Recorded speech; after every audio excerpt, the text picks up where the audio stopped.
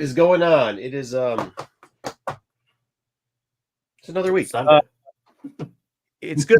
We're trying a new format here. We've been having some luck with some of these things. We've been talking about how we're going to list them off. We're going to start giving you go back, especially for a lot of you true Star Wars comic fans. And we're going to talk about some first appearances, some of them that we love. We'll probably even talk about some of them that we hate. And we're kind of just going to give you like a temperature of the market on that. We're going to do probably about 5 books. I said 5, but JJ wants to do 4. I don't know. That's a weird number. We're probably about 5 books a week. And we're going to actually change the format. So news will be first thing more. So get here early. And then after that, this week, we've got a bunch of other stuff. We have a huge toy section from Dom, including a couple other pieces. Dom's very happy, but he's very happy about something in the news. And we've decided to put news not first. We'll put it after comics. So we'll see if it okay. So that happens. We he just asked for these Carbonite packs. I think they're selling these little booster boxes, and there is 10 packs in it. I think they're selling anywhere from $250 to $350. I have one, and I was tempted, but I still held off. We'll be opening one of those. Have a couple of cool things in there. I will tell you this: they come in like boxes. The boxes come in like 4 packs. In the 4 packs, you get about 2 showcases. In the box that I have so far, I hadn't heard anybody, unless they lied, pull a showcase, which is good news maybe for us. We'll see. Probably won't get that lucky today, but they have something called a serial card too. I haven't seen the serial card pulled yet. If we can get that, we'll be very lucky. So we're gonna open that for you guys, see if they're worth it or not. They're pricey, bro. I'll flat out tell you. You know I'm cheap. You know I am, so I don't like to spend money on a lot of stuff. And so, man, I just watched somebody pull a 1-of-1 Pedro Pascal Mandalorian card from the Chrome. Yeah, and, I'm like, damn, that's a nice piece right there. Well, that's what I'm saying. So if we get how's it work on serials, JJ? It's if you can get like number 1, and then I think they're enabled to 200 the serials. So is it 1 and 200? Is that what? Well, they probably have different. I would imagine they have different tiers. I don't know. I didn't do a whole lot on that particular set, but usually it's like there's like number to 100, and there's number to 50, and then there's number to 25, and then 10 and 1. So they're really cool too. They're embroidered. I did see one at the store. Shout out to Gaming. You want the first number or the last number this year? Yeah, I think okay. Shout out to Gaming Co. too. They're the ones that hooked us up with all of their stuff. We had a little tournament there. I got some really cool stuff from them. Man, they really take care of us. We might actually have the guys. If you're interested, I already talked to them. They do have a Twitch stream that they're trying to get off the ground, but I might have the owners come in. We can talk some cards one day with them, like maybe what's hitting and stuff or whatever you guys are interested in. I was going to get them here today, but I had some personal stuff that I wasn't able to go around. So, all right. But with that being said, you guys, let's say hi to chat, and then let's get into the new way of the show's going to play. So, here we go. Darth Ruben. That's all I'm going to use. SW Sunday. Ruben, whenever you can come on next, let us know too, please. Just text me. SW Sunday with the crew, and I got a double dose. I just finished last week. Oh, thank you, Ruben. Week's episode with all the rants, and now I get this week's. Can't wait. Well, hopefully the rants will be at a minimum. Yeah. Hopefully. That's right. We missed you last week. You weren't in the chat last week. Yeah. Have a good show. I mean, well, here's the thing. Wayseeker's not here, so I think we got a suspension again. Oh, next week we'll be reviewing that novel that I put down after they told me we didn't have to read it. So I read 200 pages in like an hour, and now I'm never going to get back to it. Listen, stop lying. He's not suspended. He got kidnapped by blue bears. Tommy Longbox. Dom thinks his jokes are funny, but they're not. Oh, wait. No, sorry. Have a good show, Darksiders, and I'll catch up on the replay tomorrow while working. Chilling in the sun.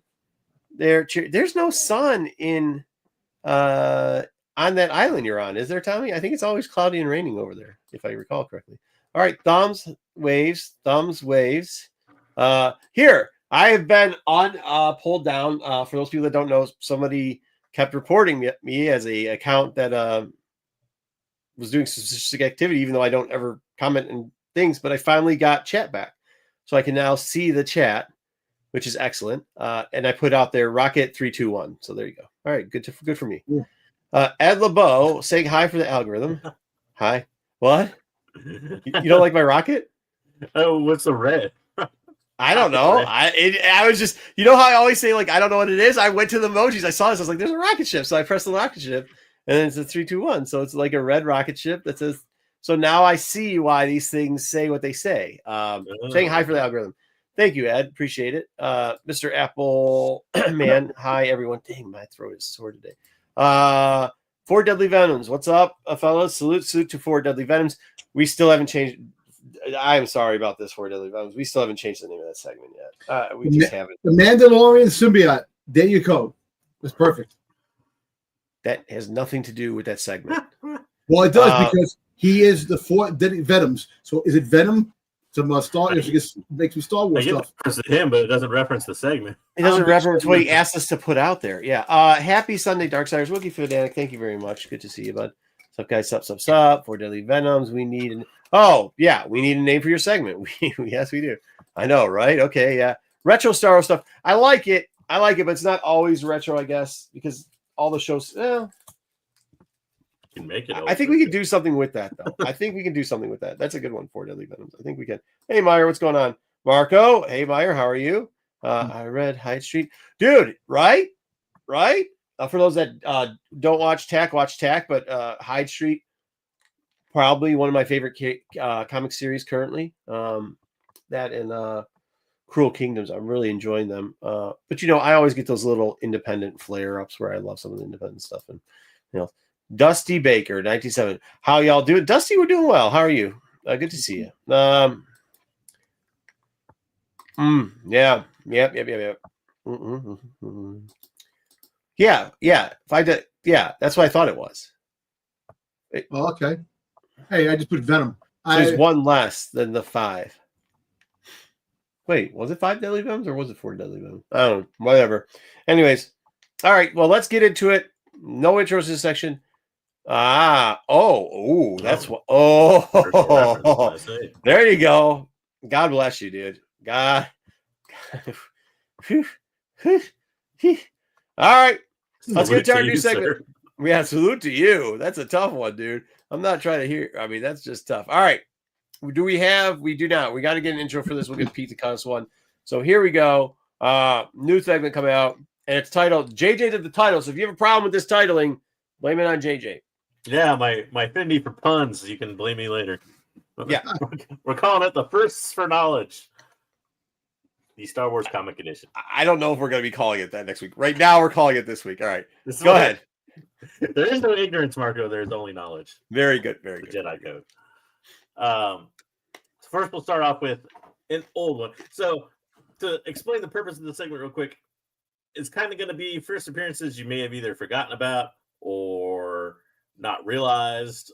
And we're going to try to pull them from like the 3 different eras of Star Wars. So like the old Marvel will have at least one, the Dark Horse era, and then the new Marvel / IDW / Dark Horse era, if you want to call it that. And so yeah, basically it's designed to some of them it's just like a checkup. It's just like see what they're doing. It's not like huge characters. I'm not gonna give you like the first appearance of like Vader or like something that we all already know. This is kind of more like a lower tier list of characters to remind you of interesting. Yeah, it's kind of like the C list for those TAC fans. If you remember the C list. Or Under the Radar as it's called now. It's kind of the same thing. So we're doing news afterwards. Ruben. You missed it. Did you miss it? Did you miss it? Does everybody's clear? We're doing news second today. Mm-hmm. News is second. We're switching it up. All right, get into it. All right. So Lumia is the Dark Lady of the Sith. This is an older first appearance. It's going to come through for some Marvel run, but Shira Bree, I think is how you say her original name. She was also known as Vader's Shadow Hand, but you can see her frequently clashing with Luke and Leia, particularly Luke, who she considered kind of her arch nemesis. I actually like this, and it kind of tails with you're going to get a line for a lot of these books about the hand because we have some stuff in news about it. But this is one where I thought almost like Maul Inquisitors and Maul like mixed together, right? Like a Sith. I always thought this was like the forerunner for the Inquisitors. Yeah. Like you had the Emperor's hands, which were assassins, but they weren't like the Inquisitors. And this was like I really do see it as like Darth Maul / the Inquisitor. So cool. Oh, it's good to work. Sorry. Oh, I forgot you can click. Yeah, I can click it now. Yeah, I've advanced like that. Nice. It was her first appearance as Lumia is Star Wars 88. Now her Think of it like well, we referenced Venom earlier, so think of it like an Eddie Brock and a Venom. Like Eddie Brock appeared before Venom. She appears as Shira Bree earlier on to Luke, but we don't see her as the Dark Lady of the Sith until Star Wars 88. Dude, it wasn't too long ago that this book was a $5 book all day. Mm-hmm. Really was. Yeah, it still varies. Obviously, condition wise, if you're going to get a good copy, it's going to run you about $20 to $25. Yeah, but I mean that's still higher. I mean, like you would think, like I will tell you, before the pandemic, this book $5. Even starting going into the pandemic at the beginning point, it was only in a good condition, 12. But I remember doing the reports on these; it was like $12 for a high grade condition of it. And by the way, if you could pop these in 9/8, any of these top 100s, you can pop them in 9/8. Do it because they rank. They rank good money. It's 9/8 or bust on a lot of these if you're getting them graded too. Because like, I mean, I'm talking, you can get $300 off of it for that because in most cases. So just because it's not even the first appearances, just any of the top 100. So the ones that fall in like the 80 to because the last like 6 or 7 issues, it gets kind of thin on the print run, so they're a little more rare and a little more valuable. But the 80 to 100 range is often like forgotten about. And you can pick up like first appearances from that and have a really good, I guess, portfolio of like original Star. And you also can pick them up as runs too. You see kind of those like 70 to 100 like issue runs. You can buy a group, and you can get some pretty good first appearances in there, which we might do some other ones later. But yeah, this is where I got Dom's back with his back in my day. I wish we could have this thing. I do wish they would almost turn into what ifs or call it legendaries. And then you would see some of these, like call it legendary characters. And then you would see some of these characters come into play because she's a really cool character. And her storyline, Dusty got it in 84, but her storyline like was kind of dope, right? Like, first off, well, she's also kind of a crazy psycho stalker chick, Leia. But besides that, like being the hand, doing all this other stuff, being a woman Sith, because you didn't have anything like that before that. So it was really kind of cool to see. And kind of the woman villain. Like you had some villainous characters in the comics before this for Star Wars, but not like none that had force powers or anything like that. So yeah, I mean, when you do think there's another one, when you think of it, it really, I said Maul, but I'm probably wrong. It's probably a Ventress / Inquisitor when you really think about it. That's actually a better, she's kind of a prototype of Ventress when you look at what her art kind of is, which is kind of cool. All right, she also had the whip lightsaber before Vanessa Rowe. Oh, that's right. You're right, Dom. 100%. First whip lightsaber. First whip saber. Whip saber. We'll go to whip saber. Also, if you really want to get into deep, they have a 2-pack, comic 2-pack with figures with her and Luke. Yeah, she's in the 2-pack with Luke. Yeah. Did she try to seduce Luke at one time? Or am I thinking somebody else? If I remember right, she tried to cozy up to him as her original ego or whatever. She a Bree or whatever her name was. Yeah, when she was Bree, she kind of tried to get there, and then she came out. Yeah, and then she got injured, and boom. Yeah, I mean, there's probably she is really good, and she gets in there longer than you think she is. So like that's kind of cool too. And they kind of changed it around. Like remember, this run's got really one-off weird, not one-off, but like.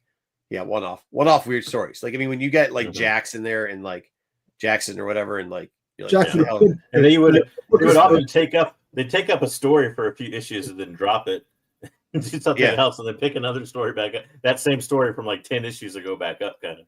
Yeah, but it'd be random. They'd be random. Where this actually had some play where you're like, this could be something we see down the way. Kind of like when the Dark Horse started taking over and doing the minis, like Heir of the Empire, and then did the what's the other one? Not Dark Force. Hand of Thrawn? No, the comics, the one that they it was also a book too.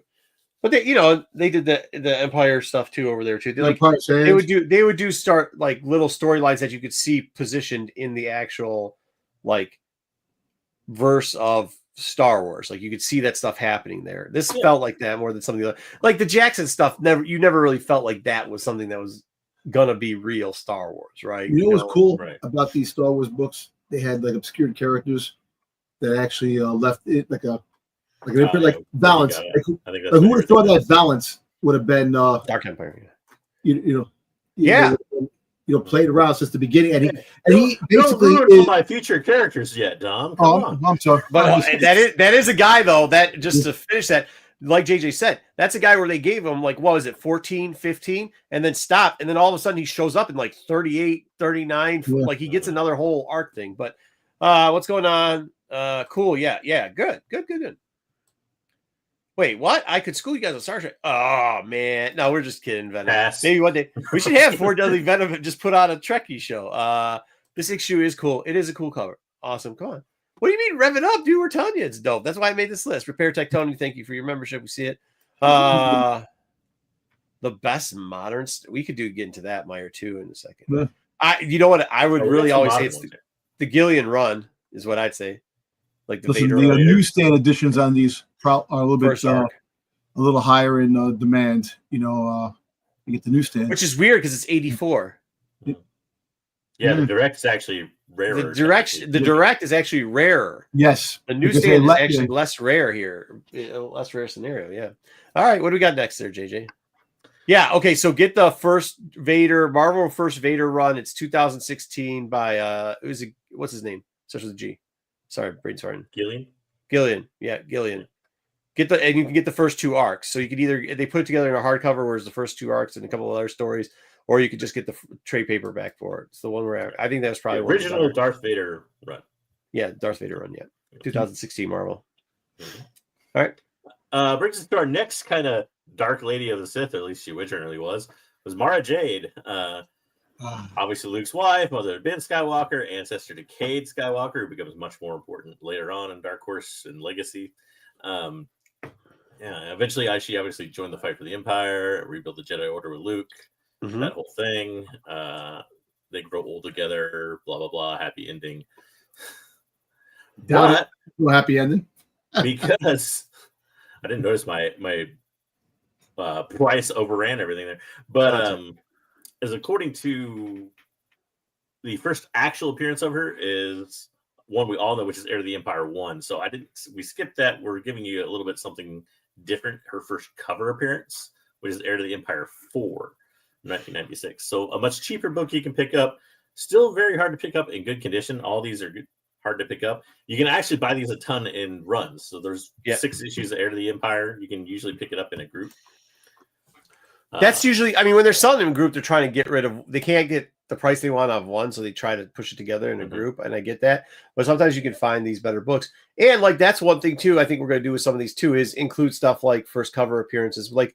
There is a portion of our collecting community, comics in general, but also in Star Wars, that that is something the first cover. So probably another good thing. I'm glad we added this book in here, JJ. So I think this gets overlooked a ton, and I do think you're right with the pushing. Now, I like Luminous a lot better than I like Mara Jade. I think Mara Jade is kind of just, man. I think it's like a cheap. I keep saying Mara because I'm thinking about Mary Jane, what's her name, Mary Jane from Spider-Man. I think it's like a kind of a knockoff for that. Oh yeah, sure, she's the hand, but she wasn't even the first hand, right? And she kind of just was you knew where the story was going. I like Heir to the Empire, but this character, although Dom, as Wookiee Fanatic will point out, has his tongue wagging, didn't really do much for me, right? Because the story of Heir to the Empire was there's so you got to think Thrawn had the dampering thing, the little I kind of liked her better in a role as the Luminaria, how do you say it? Luminaria. Where she's kind of that rival to Luke more than actual romance, and then got married and all. Yeah, when she was doing the hands stuff. Yeah, and then she kind of just becomes a character the actual. Well, we'll get to it a little bit later in news stuff, but the book that they reprinted in there novels, is the Hand of the Empire book.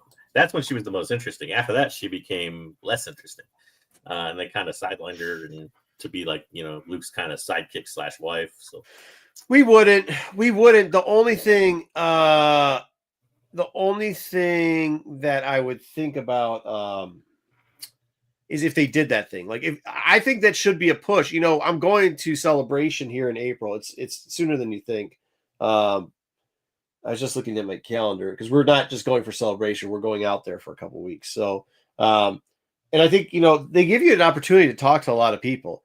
And sometimes, I mean, this was the old story is when I went to Celebration in McCormick Center in Chicago and was telling, what's the publishing house? Dell Comics. I was talking to Scott, right. And I was like, hey, man, like, I get that. Do you understand? I just want you to understand. I get what you're doing here because they had just released an audio book first time and they said it was never going to go print. And I'm like, do you understand that? Like, even if you keep it out there for a little bit, right. you got to send it to print. Like, you got to send it to print. Yeah. He's like, no, we can't send it to print. The publisher doesn't want to do that. They want to do this initiative. And one of the execs came over and they're like, why? They're nice. They'll ask you. They're like, what's your thought process behind that?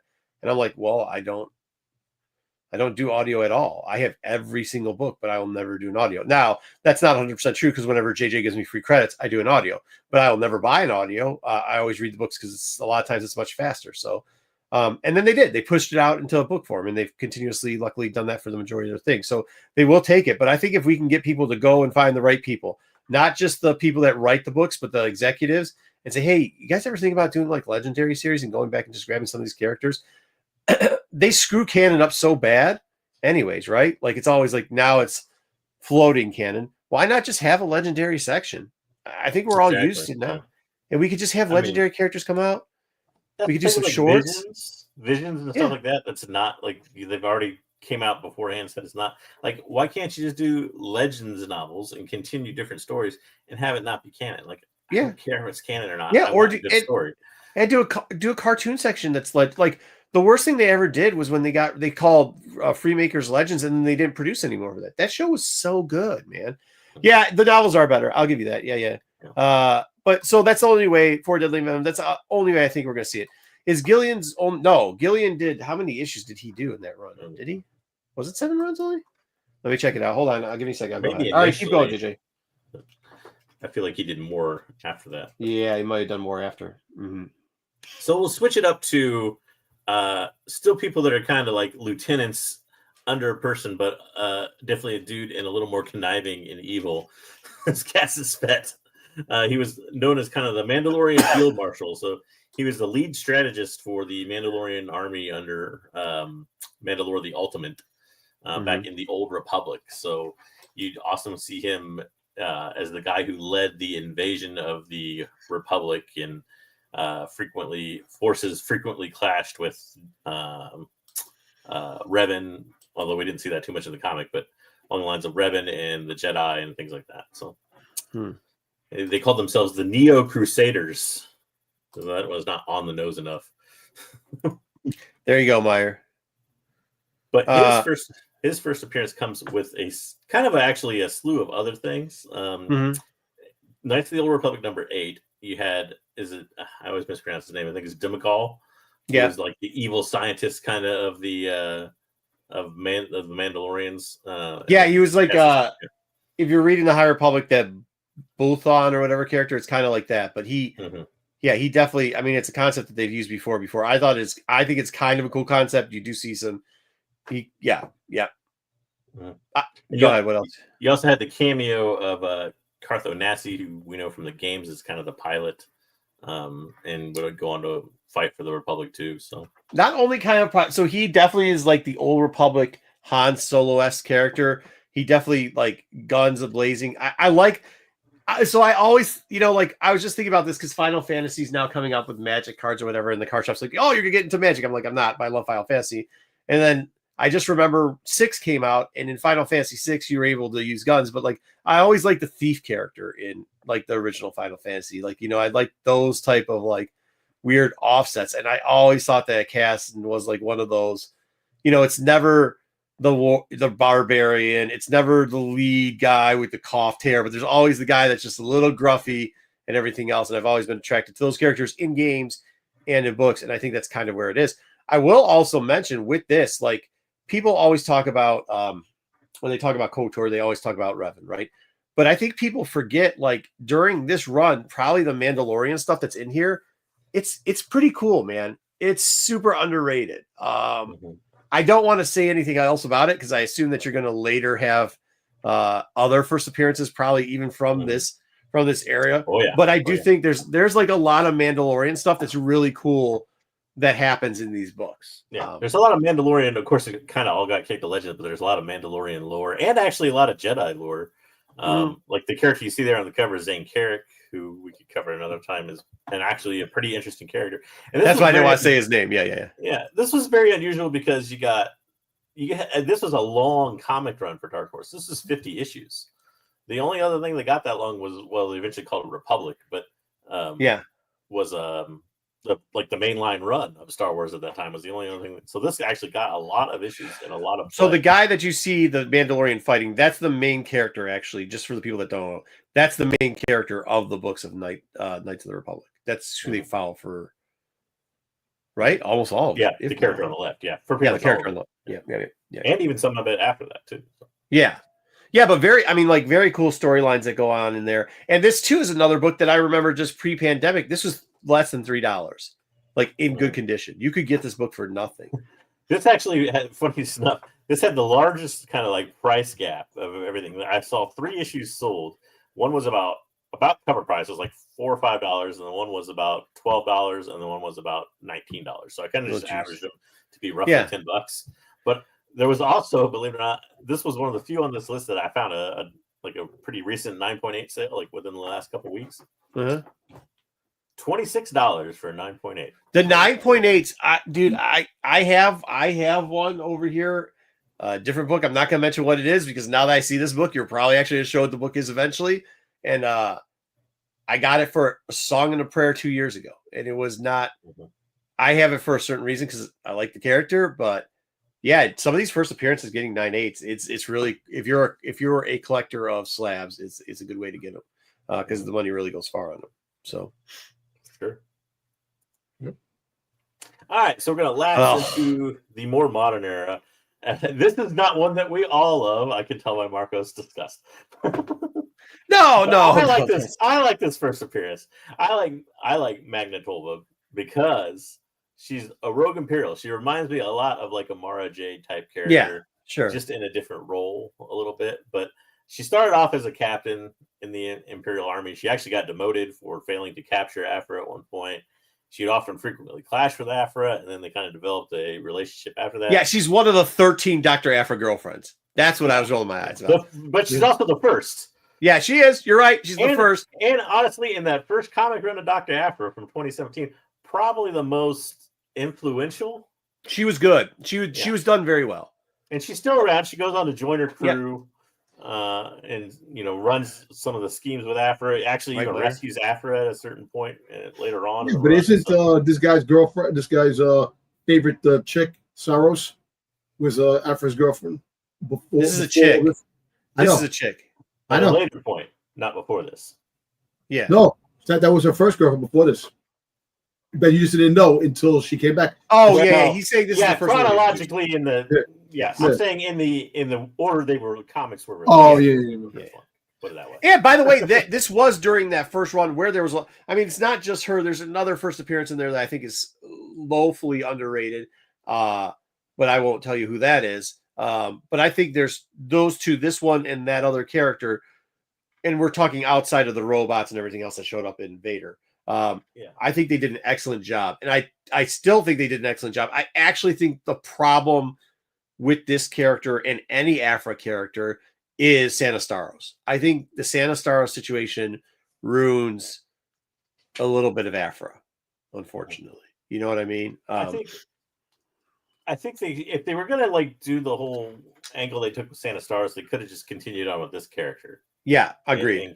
And to me, this was always kind of the poison ivy to Harley Quinn in a way, not just because of the relationship angle, partly because of that, but also the fact that originally they frequently kind of clashed and they didn't like each other's styles and and all that, but it was kind of this circumstance. Wait, who's Harley Quinn? Harley Quinn would be Afra. Okay. Oh, okay. Yes. Because Tolvin was much like a stricter personality. Yes, absolutely. Okay. I thought you were saying Sanastaros was. It's like, I guess, odd couple is another way to put it. Like she was the organized one, and Afra was the kind of the crazy, chaotic one, and So Okay, to me, that's always kind of been that angle of that relationship. And with Staros, they're both kind of crazy, chaotic. Staros kind of resents the chaotic part of Aphra, but they both work in a similar way, which to me doesn't lend as much, I guess, difference to the relationship as you had when she was with Pullman. But fair. All right. But anyways, you can pick this up pretty cheap. Yeah. Her first appearance, Dr. Aphra 3 from the first Dr. Aphra run in 2017. You beat up for a little bit over cover price, about $5 or so. This is the A cover. There is a variant that actually gets much up there in price. We've actually covered that in the past, so I didn't put it on here. But it has a kind of a infamous cover of the murder droids on it, so it gets a little bit more. But yeah, this one actually is pretty inexpensive, really, to pick up. And I think it'd be hard for them to tell the Aphra story and not include this character. So if they were ever to put if they ever tell the Aphra story, she's coming. Yeah, if they ever put the full Aphra story to screen or even print in a novel or something like that, this character would probably come along for the ride. So. Yeah, I mean, the sad part is the maybe next time, just in the right corner underneath you, in a very small version, you show the other book so that people that don't know. But like the droid book that this comes out of is already selling because it's a sweet book. Like it's a cool variant. So it doesn't sell for the first appearance; it sells for the cover. So, but this will be the second book in the line for it. So that's sweet. How many was that? Was that 5? That was 4. That was only 4. We got one. Why did you do this? I told you this was not a character. This is a mainline character. This is not. It's not a mainline character because it's only in comics so far. Okay. That was the point of the thing. We made fair. And this was one that Dom suggested. But so we know Ro pretty well. We see him a lot. Although one reason I included him in this, I shouldn't probably need to recap it, but he obviously leads the crusade against the Jedi and the High Republic, wants to take him down, personal revenge, yada yada. But we haven't seen the end to his story yet. And we've actually increasingly seen less and less of him. That sucks. In the High Republic now than we did in like the first phase. So isn't it interesting how is he underutilized is kind of the question. I believe he is, because when people read High Republic, they love it. Like this character that's what people tune into. Even when he shows up sparsely in 3, like people like it. They did a whole sub story about him and his family, a mini about him, didn't they?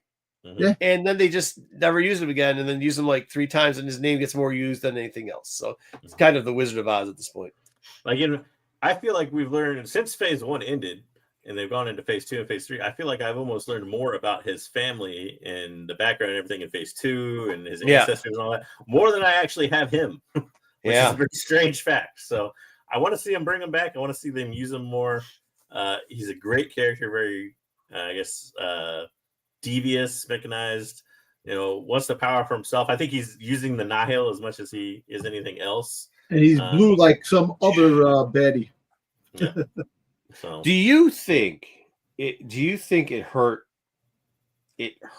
him that they let different writers use him?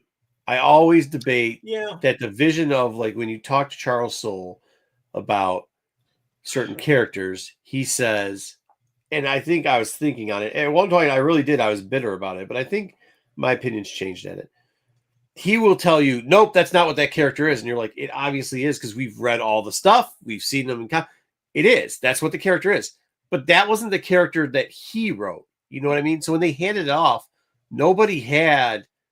they let people put their own spin on the characters. And I think that might have been a mistake with Marchand Rowe. I don't totally disagree with that. I don't think. But the trick to that is, though, like, I mean, you have characters where that happens because it's a necessity. Like, he's the main villain, and obviously other writers and stuff will have to use him.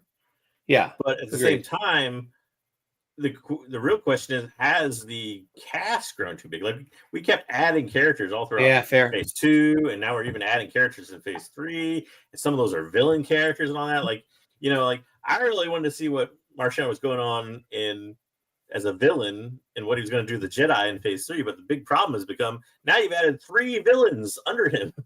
I mean, I want like these sub bosses. Like, now I've got to learn each one of those and what's going on with them. And like, I don't want all that. I just want Rose's story.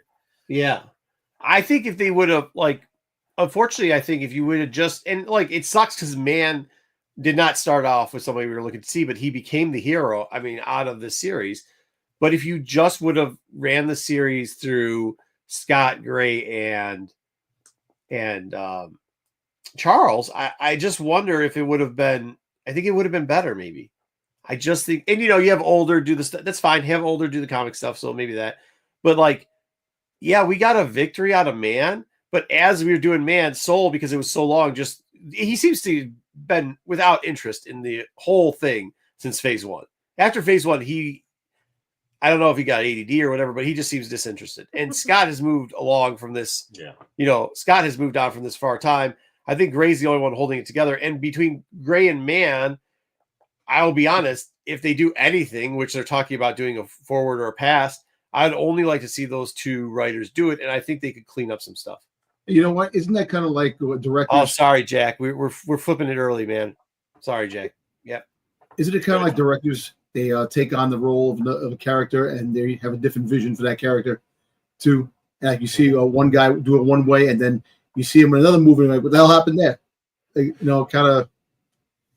I agree, and I think it was with the best intentions, but sometimes the best plans of mice and men. You know what I mean? It's just there's going to be hits and misses. I mean, look at Vader, right? And even just in comics, look at Vader. And we just talked about how Gillian did Vader great, and then you've had other people come and not do it as good. And you've had some people come and do it all right. I mean, it's a big mix. So you kind of have to take the good with the bad because it's such a prominent. I disagree with you. I think Vader's been. We were talking about the Gillian run that I linked earlier. I think that's the best version of Vader since in the last 10 years, that is the best by far version of Vader, and everything else is paled in comparison. Every other version of that is not anywhere close. It's Gray's version of Leia, the best version. Johnson's version of the of Ahsoka, the best version. Those are the best versions of them. I get that people are going to do other versions, but realistically, I think part of the reason that hurt comics is that people are going to do other versions. Though is my point. I agree. They're not going to be as good sometimes as the best one. So in this case, the original seems to be the best. Sorry, nobody John. else has used it that much. Sorry, John, dude. Oh, you turned it to Jack Eats Pizza 90112. Hey, get that kid out of here. Ground him. Pizza. I do too. John, we're switching up. We're gonna do it. We might actually even move this back a little bit and just do the weekly comics first, and then get into this, and then get into news. But we got a couple requests to move the comic sections ahead. We're taking the advice of the people. We're men of the people. So, I think those are all. I know Wayseeker's not here to discuss this, but we'll probably get into a bigger discussion of it. But then he'll just say something stupid like Blue Bears and he's very. I don't know how to explain Wayseeker sometimes, but when he talks about stuff, I mean, his goal is never to say hey, this could be the problem. He'll always have hope that it could get better instead of saying hey, look, this wasn't good. We can fix it. You don't have to be mad. Marco's a pessimist and Wayseeker. I'm not. No, you don't have to be pessimistic about it. That's not true. But anyways, all right. So what do we got here? What do we got for this? I'm so sorry. Go ahead, now. What are you gonna?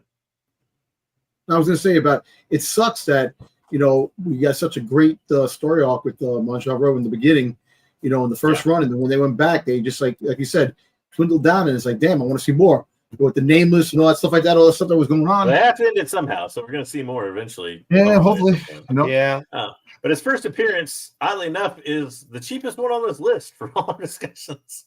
You can pick this book up for literally under cover price. Cover price. Do you think that these books will eventually make their way to the higher dollar mark down the road?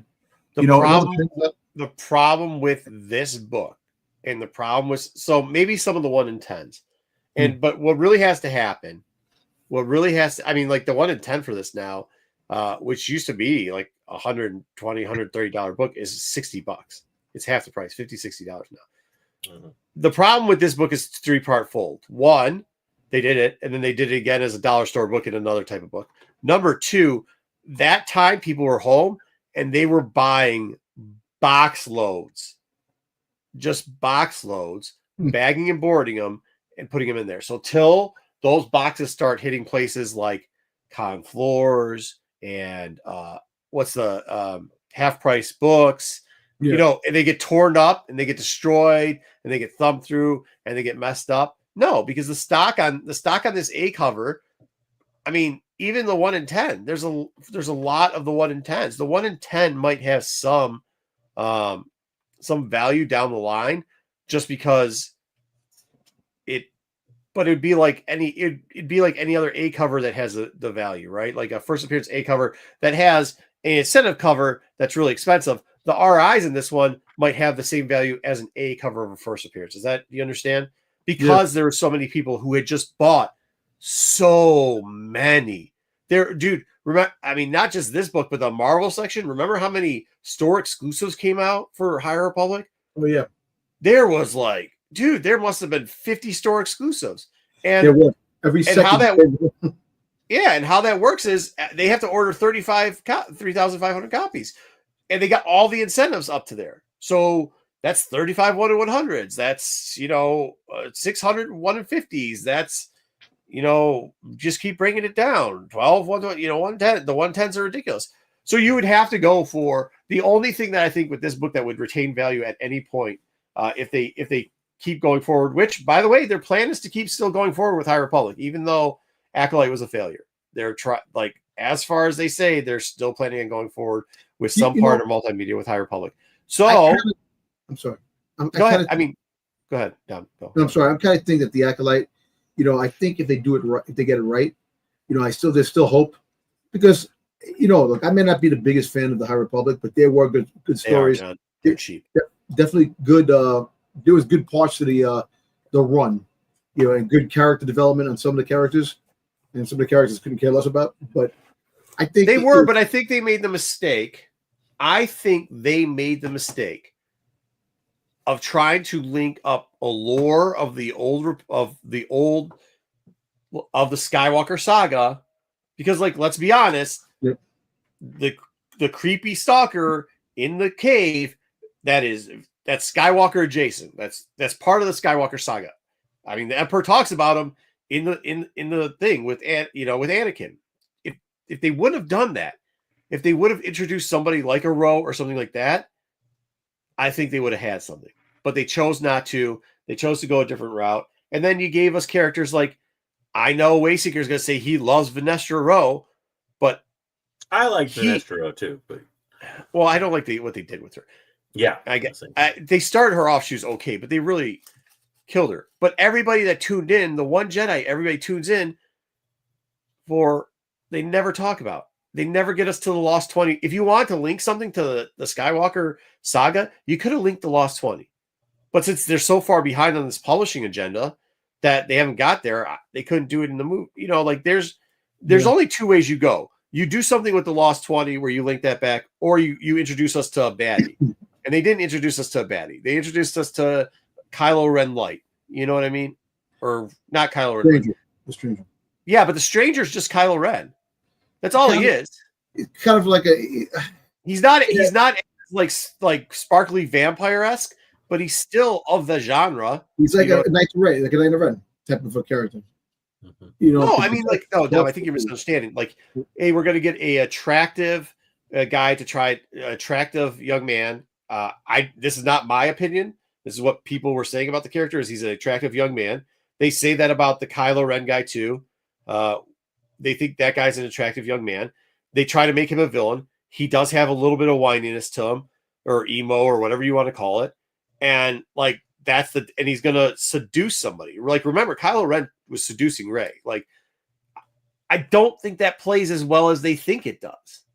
I mean, obviously, I just don't think that plays that well. So if they would have gone, I mean, just go back. If you don't use the Skywalker thing, but feel free to father, son, and Holy Ghost. Who's cute? Marco thinks he's cute. Right. No, yeah. To me, this has always been, and there's problems with this book too. One is the fact that neither cover features Ro, right?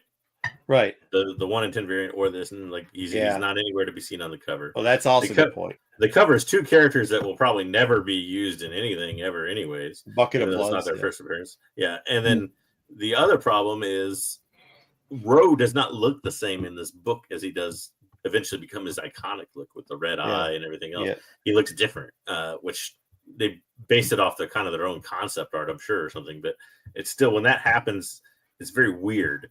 You know, and to people, if he comes to a screen or something else at some point and he looks different, people are gonna be like, "Well, okay." Like, it's the Sinister first appearance thing where you get to see Mr. Sinister's whole face and the eyes and everything, but it's a shadow type thing, so he looks ghostly or whatever. And then they actually show his real, like they show him in underneath the light, so people gravitate towards that. That is the first appearance instead. I agree, JJ. That's a very valid point. Yeah. All right, what do we got next? That's it. That was 5. Oh, that's it. Well, all right, cool. Okay, so excuse me. The number 2, issue 2. There was only 2 issues, right? 2, 1 in 10, and this. There was no store exclusive to this. Yeah, this is IDW does a regular.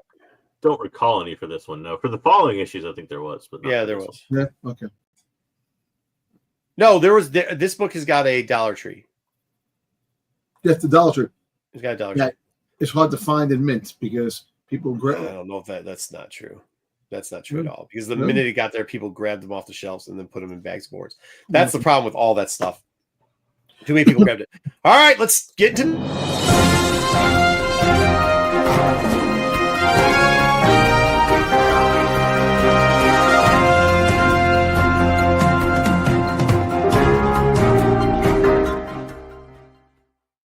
JJ, thank you for that segment. Thank you. You're welcome. We'll do it again. I think guys, tell us how you thought that worked out. Maybe we'll do the regular weekly comic before that to start it off to give it a little bit bumper. But shoot, we're 40 in already, so we were, I know we were talking a little bit in the beginning, but that's good. You did a great job on that, JJ. Really like it. Really like it. Appreciate it. Maybe just did set of covers, put them small on the bottom so people can see them. And I got to change it up a little bit, but no, it's a great job. Congratulations.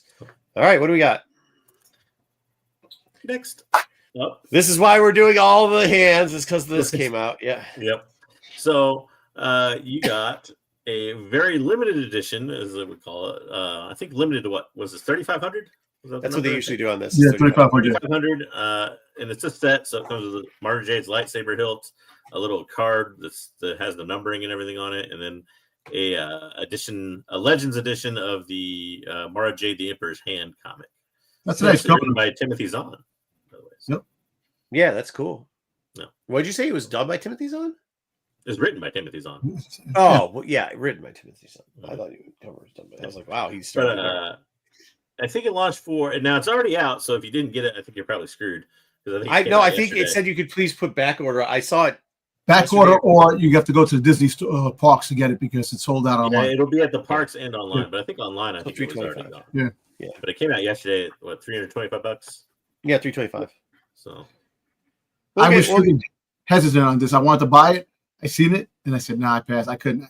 I didn't. I can't." It's cool, but I just think for the price tag, like you can only choose one. Well, you'd either have to choose all of them and find a way to display all of them, or you can only choose one. You know what I mean? The only thing I don't like about it too is her hilt looks very generic. Yeah. Like it's not like in other ones we've had in the past we've seen. Well, we'll go over them probably later, but they've been a little more ornate, so to speak. Yeah. I got like a Mace Windu hilt or something like that. And it's like her hilt just looks a lot like Anakin's old lightsaber. In my opinion. Yeah, if there's a certain one, like if they did a Ventress, maybe interested, or I just can't.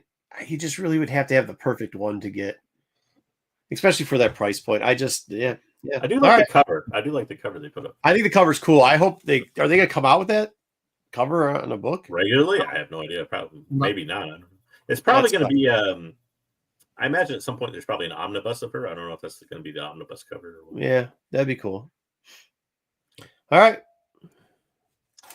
On to the next, we got new Andor footage this week. There was actually a decent amount of new footage in the, what do they call it? Special look, I think is what. Yes, special look. They call it. You can view it out on YouTube. I don't know. I don't think we clipped this or anything at the point. We did not.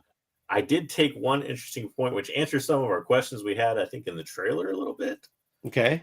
About what's going to go on, which apparently Andor season 2 is going to cover, as it was called in the article, the darkest moment in Star Wars history, which is the Gorman Massacre. Which, if you're unfamiliar with what this is kind of like the Tiananmen Square of the Empire, where I think it was Tarkin was trying to land on this planet. There was a lot of protesters and everything, and they basically just murdered all of them to get them out of the way.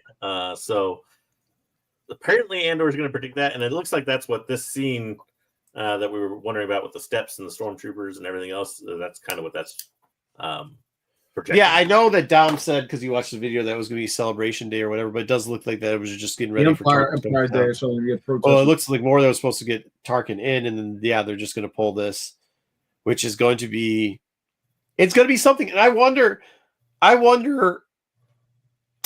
we're going to be able to be fair about it, right? Like, I think there's a part of the fandom that just wants to see shock and awe, right? Mm-hmm. But I think if they do this right, it could be a really like groundbreaking thing for Star Wars. Yeah, and I think it's supposed to be. I mean, we said Tiananmen Square, but it's actually probably supposed to be more of a mirror to like the Boston Massacre, where it kicks off a resolution. Yeah. Thing. I think it's a bunch of crosses. Yeah. So. Yeah, which will be good. I mean, not good, but like, yeah. I just really wish. I hope they do it right, which should be fun. I know. And listen, Vix is my girl. Better not. What? Oh, Jesus. Okay. I don't think they kill her. I don't think they could kill her in the first. Yeah. I like the last episode or something. But. Oh, because I think this is going to happen. I don't imagine this is going to be further down the road. You know, I figure that they're going to do he finds some of his friends. And it might even be after this massacre. But you got to remember, they did something similar on the planet that he was on. So, they basically destroyed that town. Yeah, they destroyed that town. Although a lot of people got away, because we see him even in the trailer for the second season. Yeah. Important people, at least. Yeah. So, but I bet you we might too, because if we know anything about Saw Gerrera, you know, there's sometimes people forget that it wasn't just, there was rebels bombing stuff in all those, like causing problems in all those incidents. Not that they shouldn't, but like the Boston Massacre and everything else. Like there's always like a splinter group that's out there, all the way down to the Zealots. You know, like there's like ancient, you know, I think BC times stuff going on. An event like this too might be something that pushes the Mon Mothmas and the Andors themselves kind of all in on the whole rebellion thing, versus kind of where they are now, where it's like behind the scenes, exactly right about that. Kind of in, kind of out, but. You know, I'm working arranged marriages and stuff, but I'm not with the Empire, but I'm not like publicly out against them. And this might be the thing that kind of pushes them out. Well, yeah, I mean, I think this if they're doing the storyline where Tarkin goes, he has to land something and they kill it. Like that's where you may very well see him up in the next room talking to Mon Mothma after that. Let me ask you a question really quick. What? You know, since they had that lawsuit going with talking the family and stuff like that. Yeah. I think Talk is going to show up in this. I wish he would, but I don't think they're going to. I don't think so either. I don't know about that. They might. I don't know. That lawsuit was supposedly on pretty shaky legal grounds. Yeah, they already come to an agreement before that included all that kind of stuff for Rogue One. So I don't know how successful that's going to be. Because, like I said, there's a pre-existing agreement that was already in place. So maybe we'll just get Krennic just to be the main. I think that's what they're going to do. Yeah, you can also do audio too. Yeah, you could hologram. Hologram, but a hologram or like the back of like a hologram. Like if you do Krennic talking to him, like you literally show the back. You see Krennic's face. Have somebody doing their best Peter Cushing impression, right, in the audio or something. Yeah, and that's something like I think you could film around it. And that's where kind of we were talking about some of them being a little bit funny with canon. Anyways, you could just make it that Krennic does something like, yeah, Tarkin was supposed to land. I just talked to, you know, there's always a way you can do it, and then have Krennic just take over those portions of it. So yeah, all right, be interesting. Here's one that might trigger Dom. What? This is my trigger Dom thing. So Star Wars Underworld, the long, what was supposed to be the original Star Wars TV series and everything. As George Lucas envisioned it, it was going to be basically every episode was going to be like on the level of a movie as far as, you know, quality, production, writing, acting, everything else. Supposedly, the estimated cost would have been about $40 million an episode. Which this was what, 96 billions of dollars. Well, think about it. Hold on. Think about it. Yeah, I just want to put time. Early 2000s, I think. Early 2000s, like 2001. Yeah. So I mean, 2001. About 20 years. It might not seem, but prices were way different, including. Yeah, it was. Now you could fix the cost. You look at Game of Thrones. $40 million per episode. Lord of the Rings on the Prime, so you could actually do it now. Whoa! That's now. No. The average cost. This is a Forbes article, by the way, so I'm not pulling the numbers out of thin air. The average cost for even a tier show nowadays is about $20 million. So it's double the average cost. No, it's double. But really, realistically, I mean, in today's dollars, you're looking at like more than double. You're looking at probably like, so that he would probably do 56. I don't know if it was adjusted for inflation or not. I don't know. Yeah, 56 million per episode. Disney has the money. First of all, second of all, you can't run at a loss. Listen, Lucas 60 scripts are actually done. That was done for this. They have a show right here. Dude, you gotta film it. It's $40 million. But I'm just saying. But wait, who's gonna with a little different? Like you have to change the stories around, add characters. But the fact is, they have 40 scripts ready for 60 episodes. So think about that. They could do 8 episodes and make a new show because there's no show after Ahsoka. Down. Disney does not have the money to do this. They have nobody. They do. No, Tom, they don't. Dollars for like nobody has. Nobody can put out a $1 billion TV series. 24 episodes like Andor did. Yeah, you could break 60 episodes up into 4 seasons, 5 seasons. Tom, I swear to God, if they do that, everybody gets fired. There's a board. You do $1 billion TV show. Seasons were not okay. This is before streaming, Dom. You have to remember, TV seasons were not short on syndicated television. TV seasons were like 20, 24 episodes. But that's what they do. They do 8 episodes. But Andor, you didn't do 8 episodes back then, though. There's not streaming where people go and they view just content. Well, now it's dead. You're talking about like a Boba Fett and things. Yeah, you're talking about $1 billion. Like, there's no way you're down. Yeah. If you had a 20, but they could probably cut the cost now. Cut the cost, and it could be cheaper, and they could do it. Then you yell that's cheaper. You got 60 episodes done. Yeah, scripts written ready. They can use that. It's good seeing you. The scripts don't matter. First off, those are treatments, not scripts, and they're easy to write and they're cheap to write because Lucas can just write them himself. But that's different than actual production of the show. And then you have to have writers write. Yeah, I don't know, man. That's pretty. You can say Disney has money all you want. The point is, the reason why it was ultimately probably canceled is let me ask you what he wanted to put it on at was too much. Think about this. For Lucasfilm by itself, and probably even too much nowadays for Disney. So it is. We're not going to get that funding. That's ridiculous. Say if they did the show. Say if the show got launched and it happened.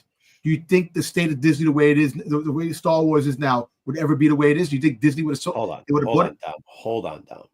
If they made the show, he would be bankrupt. Are you saying they would have sold? No, I'm saying if it was done, if they made this show, made this show, there would be no Skywalker Ranch because he'd be broke, he'd have no property, and he'd be a hobo at this point. That's what would happen. It would have changed the course of. No, it wouldn't have, because this show, even the parts that you see it, does not hold up. It really doesn't hold up. Again, it's not streaming like nowadays. Back then, you'd have to sell ads to make the actual money back to the show, and the production. So, let's say back then, what would have happened was Lucasfilm would have produced a show, right? It would have cost $500 million for a season. Then ABC or whoever would have to pay them a whole bunch of money for the rights, pick it up, $500 million or whatever, to pick it up and put it on the air. But for ABC or whoever picks it up to put the show on the air and get their money back, they have to sell ads for that. They have to sell like $500 million worth of ads, which is like a Super Bowl of ads for like one season. So every week they'd have to do that. That's ridiculous. It's just not feasible. And to be honest with you, like he was doing stuff that Star Wars has always had cutting edge stuff. The time that in 2001, this wasn't cutting edge anymore. This was like towards the end of that genre of shooting this way. So it was very expensive because of the promo boom in the early 2000s of like science fiction television. Yeah. I don't know if everybody remembers, but you had like even HBO.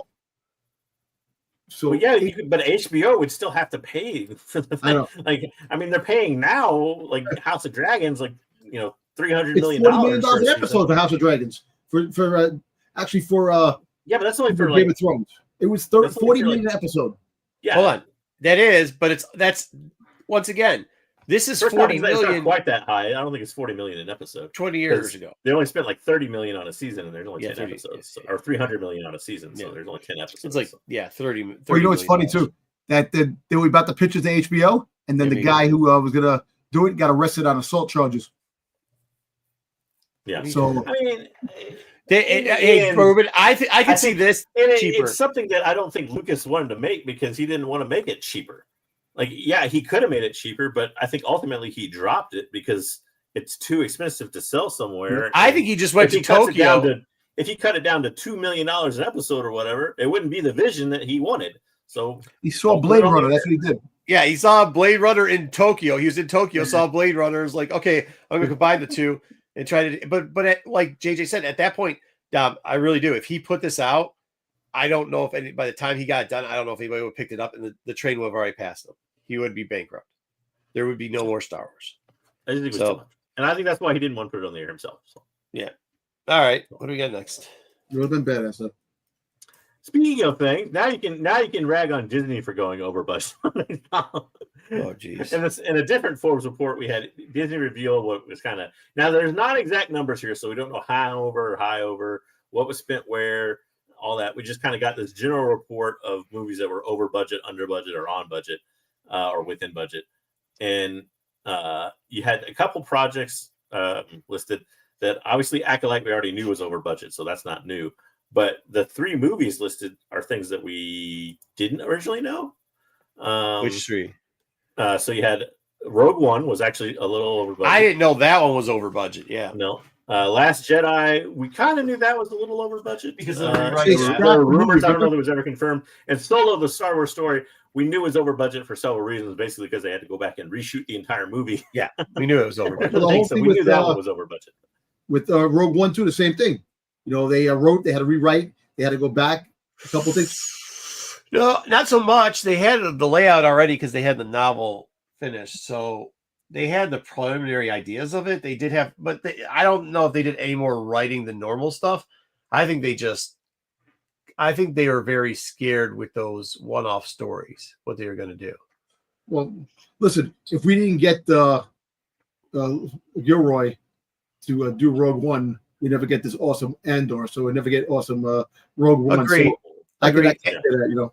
And you can see that I think because of how they were kind of scared with it, they kind of figured out he's figured out his way. They've got the financiers there. I mean, to be honest with you, Dom, if you want to blame somebody for the budget issues, there's somebody you love to blame for everything, but this is actually that person's fault. So you can like see this why, is that person's fault. But also you can see why after Solo Story, between Solo Story and Rise of the Skywalker, there's kind of that announcement where Disney was like, listen, we're going to pull the hammer back a little bit on the movies for Star Wars. You know, maybe it's too much Star Wars too soon, but this one kind of also shows you maybe a reason why. Yeah. Because if you look at it, the last 3 movies released before they made that announcement were all over budget. Yeah. So yeah, I think Skywalker came in under budget, but that was after they made that announcement. Yeah. Where's Obi-Wan, which was under budget? It should have been a higher budget. They should have definitely made that priority, Obi-Wan Kenobi. And I think Book of Boba Fett was on the budget. Well, those are TV shows. But here's the thing. Here's the thing too, and this explains why they gave it back to Abrams was because, and I will always say that the Rise of Skywalker is a mess, is because they just were like, "Yo, dude, we're gonna give you a flatline budget. Do what you want. You gotta stay there. None of this shit has to make sense." So I don't know if that's really. Well, the last 3 movies are over budget. You want one to come in under budget because I get that split so much, but yeah. Well, I mean, part of the over budget with like Solo's over budgeting problem was different than Rogue One's, and Solo's over budgeting problem, like the Solo story, I kind of put on that's an L every once in a while. It's going to happen.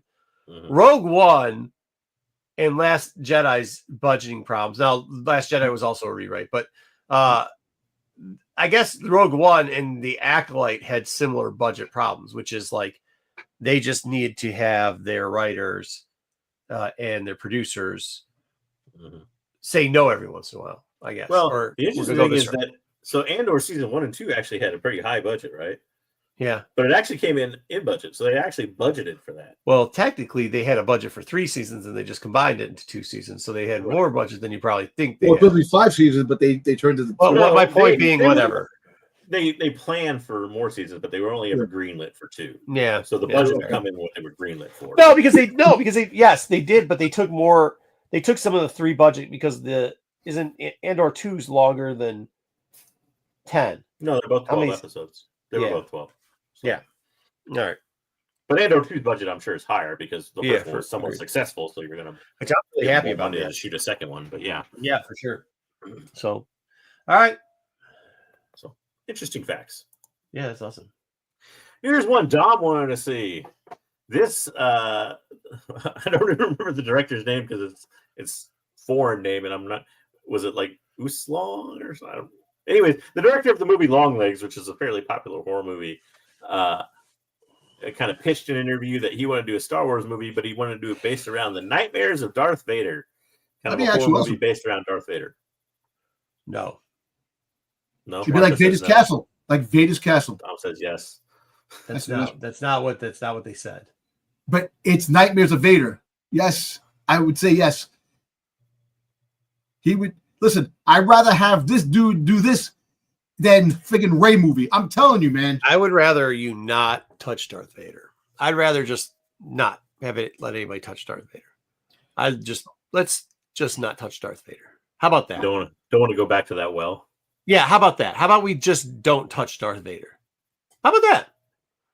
You want to have nightmares of some other character you want to make up? Fine. See, to me, this can go horribly wrong. Like at first, it seems. At first, I was on Dom's side when I first heard but then when I kind of read the thing and then I go into the idea of it, and I'm like, but then when I think of other examples too, it gets even worse. Like, so the Halloween movies are a good example where you had this villain who was like this kind of mysterious masked villain that scared the crap out of everybody and everything. And, there was that whole push for a reboot because it had gotten stale and they really needed to do something with the character. And then, they had So what do? They reboot it and they give you his whole backstory and you get to see him as a kid and everything. That would be horrible. I don't want to see I've already seen Darth Vader as a kid and all that other stuff. I don't want to see Darth Vader's personal machinations into meetings with the Emperor, and I want to see Darth Vader be the scary badass he is. I mean, if you want to do something where he's leading the acolytes in the training sessions and all, and you want to do that as a animation, I'm okay with this. But a horror flick with Vader is not what I want. It's not. I understand that will attract a very low end sub category group, and I'm not saying anything about the people. I'm just saying it's a niche thing. I get it. The Winnie the Pooh will kill or whatever they call it, and the Popeye and death or whatever. I get it. It's a very sub niche category, right? And that does okay, but I don't want to see Vader in that light. I don't want to see him as a C-rate horror show. I don't want to see that. It's one of those things to me that a concept works better in flashes than it does for a whole movie or a whole TV show or whatever. Yeah. Vader in Rogue One was scary, right? They kind of played it almost like a slasher flick in a way. He's this unstoppable force that's masked and cloaked in red and darkness and scares the crap out of the rebel troopers. That's fine for a 5-minute scene. I don't want 5 hours of that. You could make a movie of him when he's in battle fighting. He goes in the battle tank to rejuvenate. No, and you can have no. He has to. How many times he had fights with Jedi's and he was freaking back in the back of the tank in his castle doing things? Come on. There's ways of doing things. That's not what we want. No, Dom. Dom, do me a favor. 1 hour, 9 minutes. Go tomorrow, listen to 1 hour and 9 minutes, put it on, hear what you just said, and then try to tell me next week you think that's a good idea. Because I think if you take a second to think about it, you're oh, wait, I don't want that either. Yeah. All right. Repairs is not bad to think. Listen, you're going to do stuff. You're going to do stuff with characters that you don't want. But this is stuff that actually is more intriguing than the shit that Disney wants to put out. And that's what I'm trying to say. You know, I don't always say the craziest things. I say freaking logic things because look what Disney's put out. Yes, they put out some good stuff, but look at the other shit they put out. Dom, it's okay. Come on. You say crazy shit. See that, okay. and this is another thing. Like, I don't know that I would want. Like, yeah. How many times I got to flash back to this? Like, I get it. He's traumatized because he killed his wife/baby mama. But I don't want to see that over and over. It could be the acolyte shadows in his mind, the demons. It'd be okay. I don't want to see that either. I don't. I just don't. I don't. If I want to see that, I'll go turn on a C-rate horror flick. I don't want to see that here. So, all right. What do we got next? Better is Inquisitors being the scary slasher flick type people, and Vader just shows up every once in a while to cut off their arms and teach them a lesson or something like that. That would work, but with him, not so much. But yeah, fair enough. And we had a Daisy Ridley update, which wasn't really much of an update. She just said that basically she has a bit of a fear in that people that kind of were used to the sequel trilogy and kind of liked certain aspects of it may be a little bit disappointing because she's not sure all the cast is coming back. We know for sure Poe's not going to be back at all, which I don't know. There probably weren't that many Poe fans, so I don't know why she's that worried about it. But she's basically saying listen, you have the same character, but now it's somebody else's interpretation of that character with a different cast and everything else. So it may not play out the way that everybody likes, and that's kind of her fear of it. But she's probably right. There'll be people that won't like it. Is definitely people that don't like it. But people don't like how the last version played out. So But I think she was more referring to fans of the previous version may not like the new version. Oh yeah, the new version is going to be even better with we freaking this girl freaking a activist and feminist. I'm sorry, man. Stop saying dumb shit. But here's this. Dumb shit. This is what you actually because it's actually what you asked for. You actually asked. Oh, yes, you did. You said that they should do this type of version of it, and she just said we're doing a version that's not like the last, which is what you have said in the past. Listen, I'm a good writer. It's a good writer. But that's what she said, Dom. That's what she said. What you're talking about is not even the writer; it's the director. The director, I'm afraid of. I'm afraid of the director because the director is going to direct things in ways. I don't even know. Tom, I don't think you know how any job works besides the job you do. Do you know how garbage man jobs work? I swear to God, I want to find out. I want to get a list of 20 jobs. I want to get a list of 20 jobs. No, Dom, I want to get a list of 20 jobs, and I'm going to have you give a brief dissertation on what every job is, and I guarantee you, they're not what you think they are. Okay, go ahead, JJ. All I was going to say is, to me, this just reads, it does read a little bit like what Dom because it reads like it may be a little bit different version of her, which I think is a good thing. The character has gotten stale for people, and you have to refresh it in some way. And all she's saying is listen, we're going to try to do that, but the people that liked it before may not like it now. But that's what I'm saying. That's what Dom says. He says he doesn't want that original version. He wants a different version. He's said this before. Years ago, he was saying this is what he would have done. And she's saying that's what they're doing. And then he's complaining about it. Dom will never be happy. Dom, the stuff in Dom's head will never be happy about anything. I get that. But at some point, enough's enough, right? Just who cares? I don't even think this is ever going to come out anyways. So I could give a care less. It may die on the vine, but we'll see. Yeah. Oh, what is this? So Humberly Gonzalez, who does the voice of Kay in Star Wars Outlaws, is nominated for a Game BAFTA so for voice work. So that's she won. That's the actual voice actress. Yeah. The what?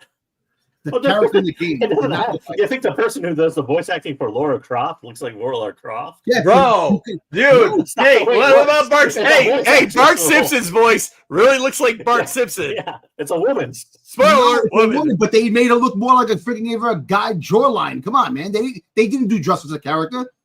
Give me a break, man. Dom. Oh Lord. I didn't think this was the Dom Trigger article look anything like Bart Simpson? But the damn character doesn't look like her. Dom, that answer the question. What? Does the voice, the voice actor for Bart Simpson? I'm going to give you the answer. I'm going to give you the answer, and then I'm going to ask you a question. The voice actor who does the voice of Bart Simpson is a 50-year-old woman. Okay, I know who she is. How much does she look like Bart Simpson? But dude, I'm talking No, about no. Dom, not but dude. How much does she look like Bart Simpson Simpson? is a Okay, good. character. All right, good. Then we're good. So We're good. this Then is we're a done. draw. That's She the end of the was conversation. taken. End of the No, it's not. conversation. They don't make the characters. Dude, They don't make the voice character actors. is made from him. Dom. That's not how it works. They make a character, then they bring in people to try to voice the character. That's There her is look. sometimes that's true sometimes, but it's not really true in the world of just voice acting. It's not true at All the time. I get it. I get it. But yeah, like if you're gonna have like well, okay, Call of Duty 6, for instance, Lou Diamond Phillips come in. The guy that voices Lou Diamond Phillips looks like the character that he voices. He does kind of looks look like Lou her. Diamond You're right, Phillips. Zaggy. Yeah, But at the you're same time, okay, but here, the okay, other Ahsoka characters Tano. don't Ahsoka look Tano anything does like not the look voice like actors. Eckstein. She doesn't look like Eckstein at all. Yeah. She doesn't look like her.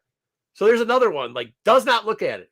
And even physically made up does not look like her. So, like, that's my point is, like, you get it. When you're bringing in somebody who's well known, like Lou Diamond Phillips, you're going to make unless you're Shrek and you're going to make the donkey look like Eddie Murphy because you can't do that.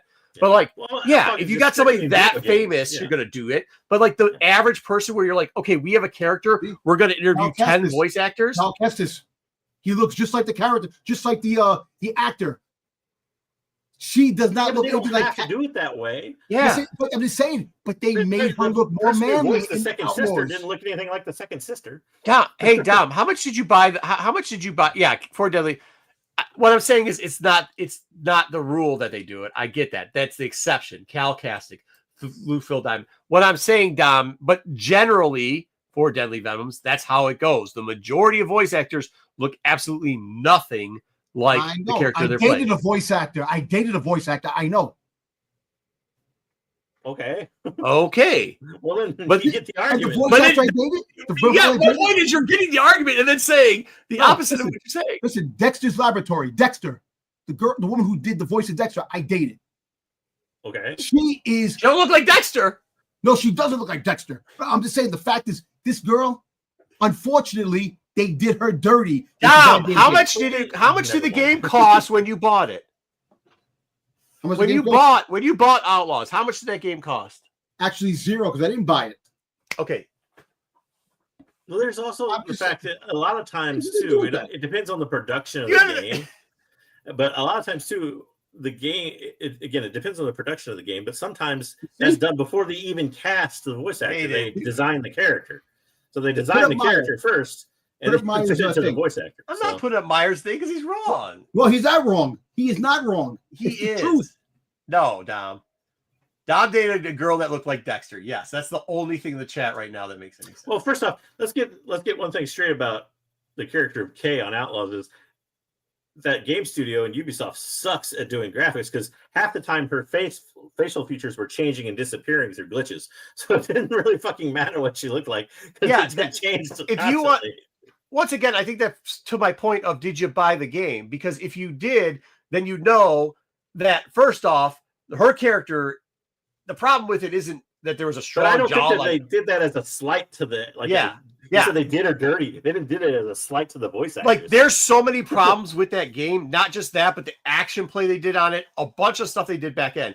You're acting like there's some person there that's like, we're gonna give her a strong jawline. Yeah, that's not what they did. If you Google it, they will tell you. It's the internet. There's tons of shit on the internet that's not true. All right, Dom.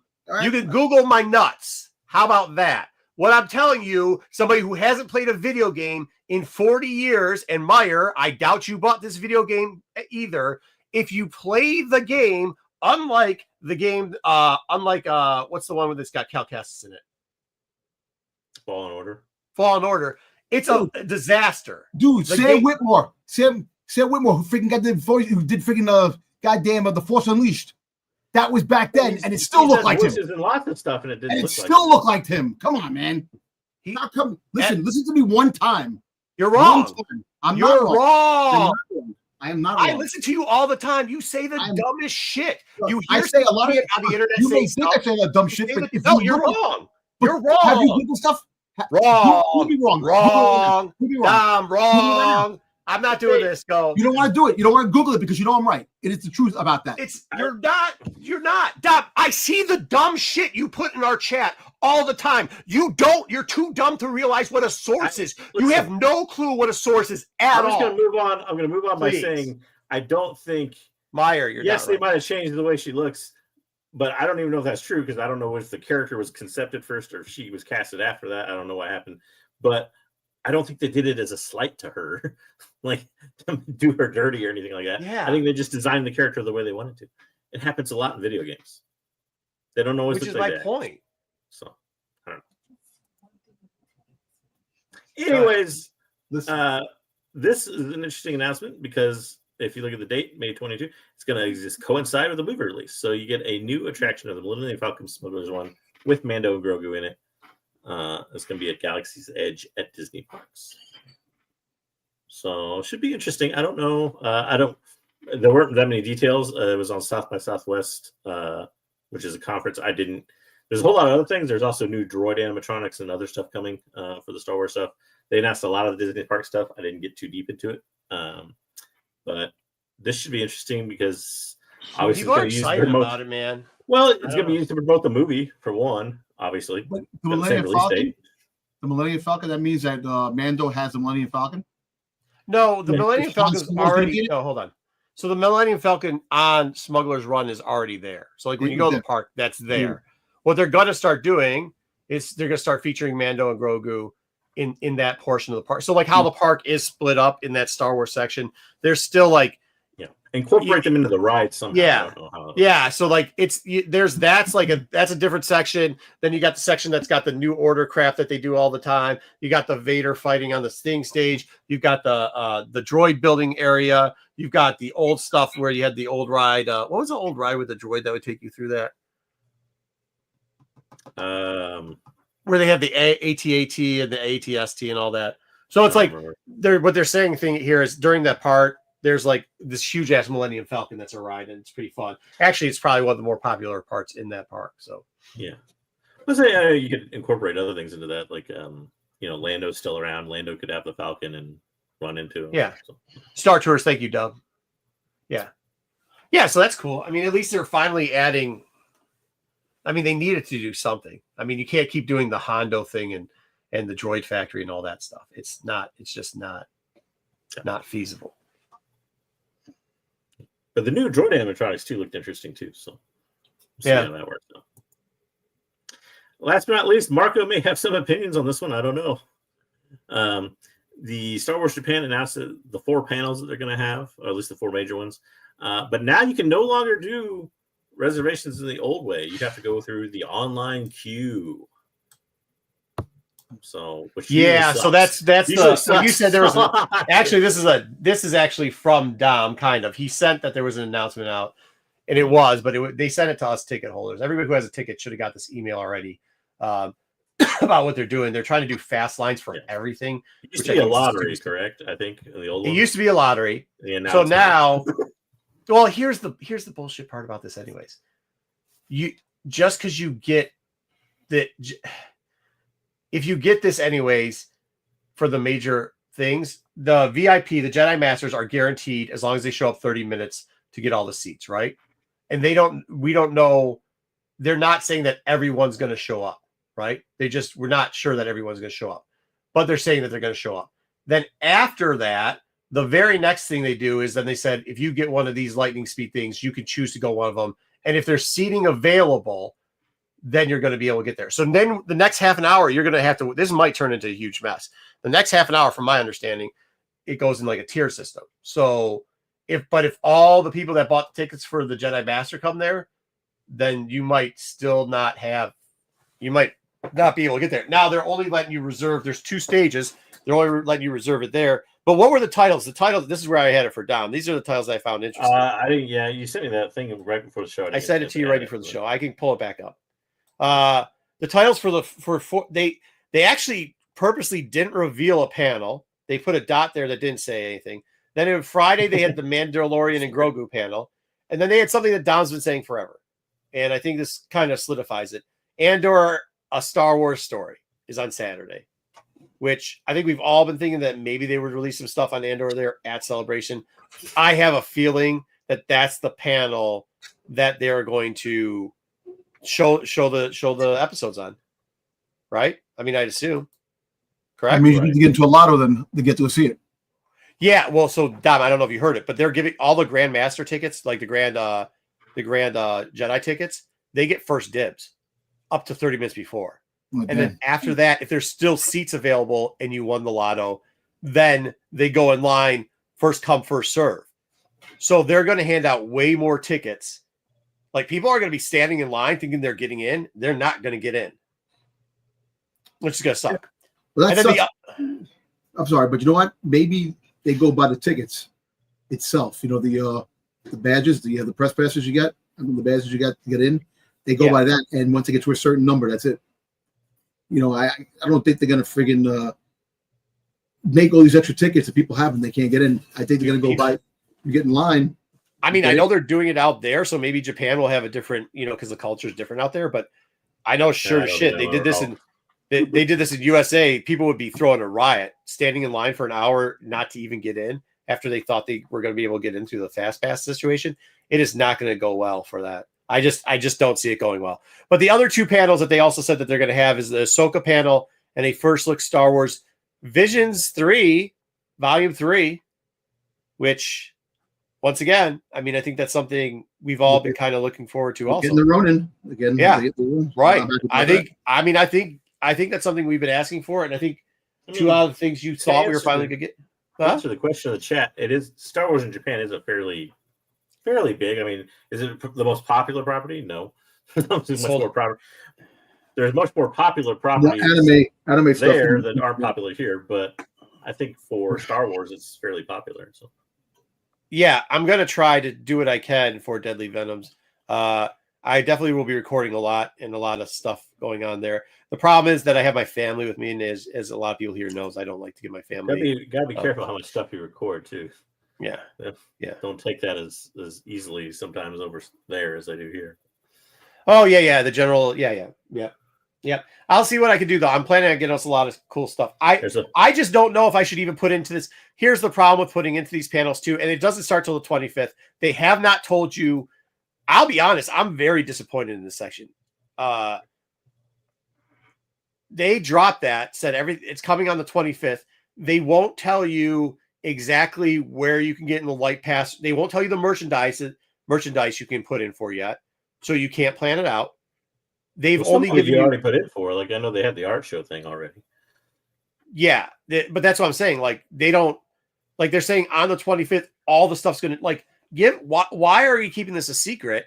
Just give us the options. They're having more than these four panels, right? It's got to be, because if you look at the thing that I sent you, JJ, they have PowerPoint dots there that don't have anything there. They also they always have like Del Rey has a panels and stuff like that. So I mean, right. But what I'm saying is like you have to. I've always, the one problem I think is terrible. Celebration does a lot of things right, but this stuff they've always done wrong. The merchandise stuff, how you get in merchandise lines have been horrible. They never carry enough merch. They have never figured out a way to sell merch. Star Wars' whole point is selling merch. They're terrible at it. They're 100% horrible at it. Number two, the other part that doesn't work really well is like this. Why would you hide the panels? Just tell us what the panels are. And if there's one or two that you want to hide, fine. But I'm telling you, Visions, I think we were all looking forward to hearing about a Visions 3. Yes, we all thought it was going to happen because of Japan. Dom said it like 20 times. It's already been announced, hasn't it? Well, it is now. The Ahsoka panel, did they announce the Ahsoka panel? I'm not sure they did. Visions itself has already been announced. I think they did. I think they did Ahsoka panel, but maybe we'll get some insight on what's going on with Ahsoka. Hopefully. Yeah, and then the other one, Andor, well, obviously, we know it's coming out that day, and we suspected they were going to do something about it. So, like, you're not really spoiling. My point is, you're not spoiling anything. If they're, and they usually don't. Like, there's usually only one or two panels that are like, oh, that's the panel, right? So why not give us the 10 panels? Why not just tell us ahead of time so we can make the scheduling? Especially considering they're not also telling you if it's a panel, the East panel or the North panel. So because there's two different panels and they run at the same time. So you can only choose one. just this is the part of Celebration with how much they do right that is just so infuriating. That's like, and by the way, this stuff's not cheap. None of this is cheap, by the way. So like for the amount of money you're paying, they should do a better job with it. For Deadly Venoms, I'll try the best I can. They should have freaking if you go to Celebration, you should get baskets. You can't sell. Hold on, you like swag you bags. Yeah. Ruben, I don't think you could sell. I don't think you could sell your pass either with this. It's attached to your ticket. Yeah.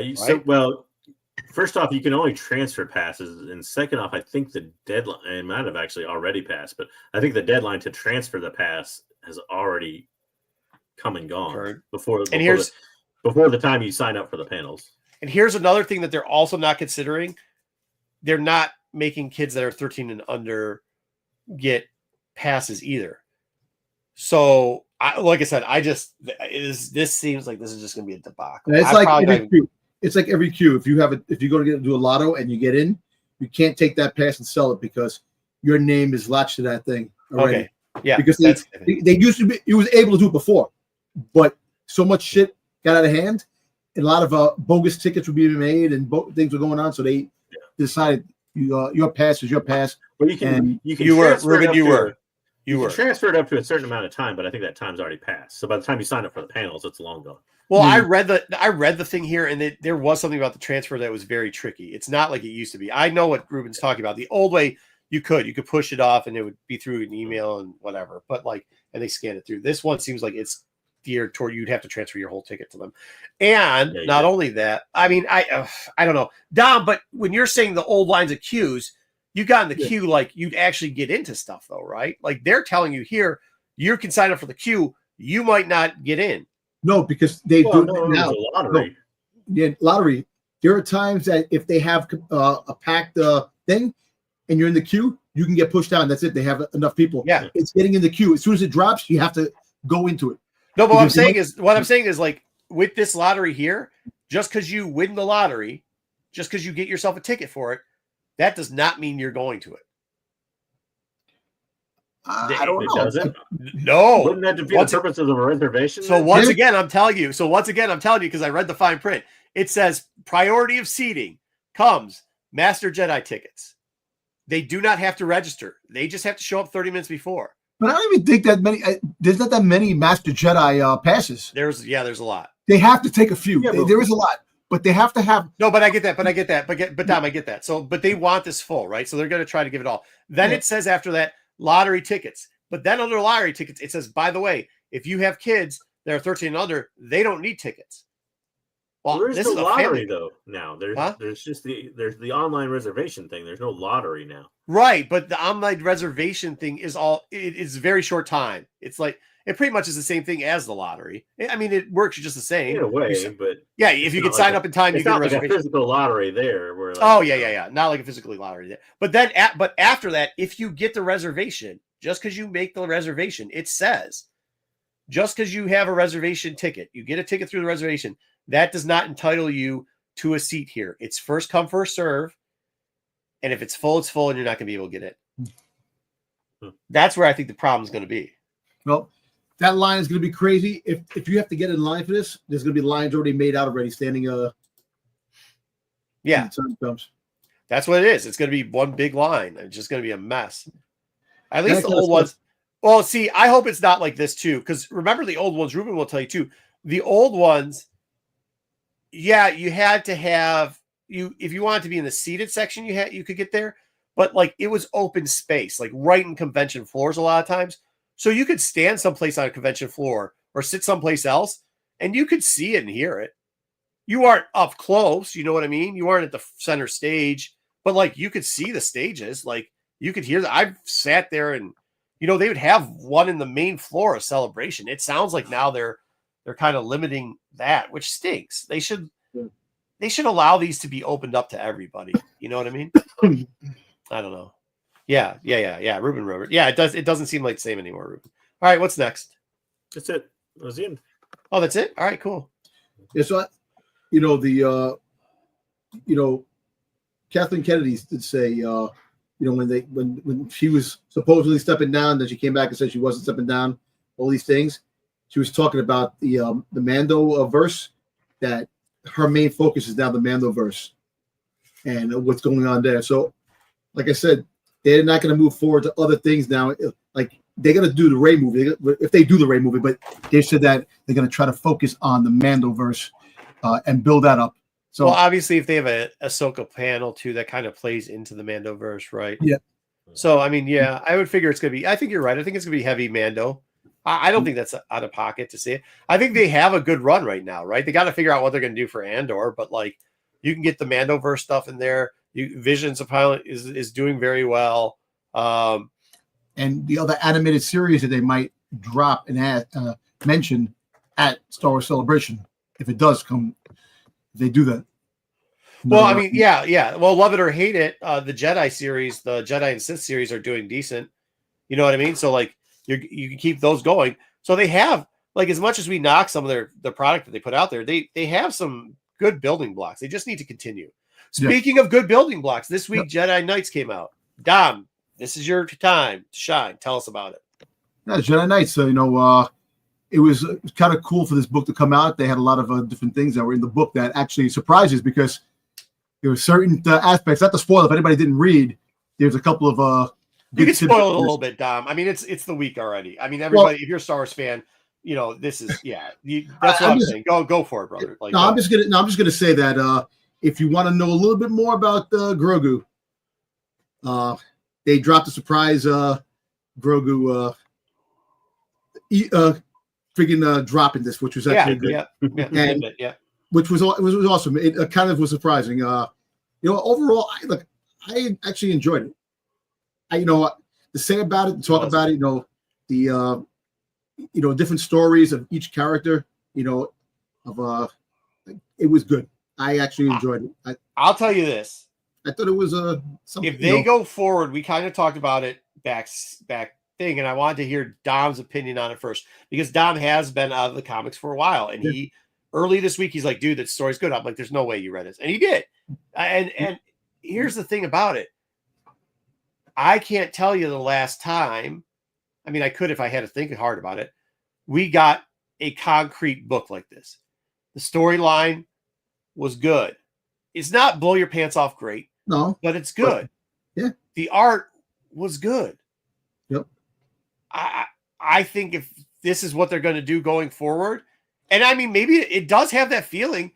To be honest, it has the feeling of the Marvel, the 1984 the 1980s Marvel series, and a little bit of the Dark Horse Star Wars series. Don't you feel? I was going to say exactly the Dark Horse. Yeah.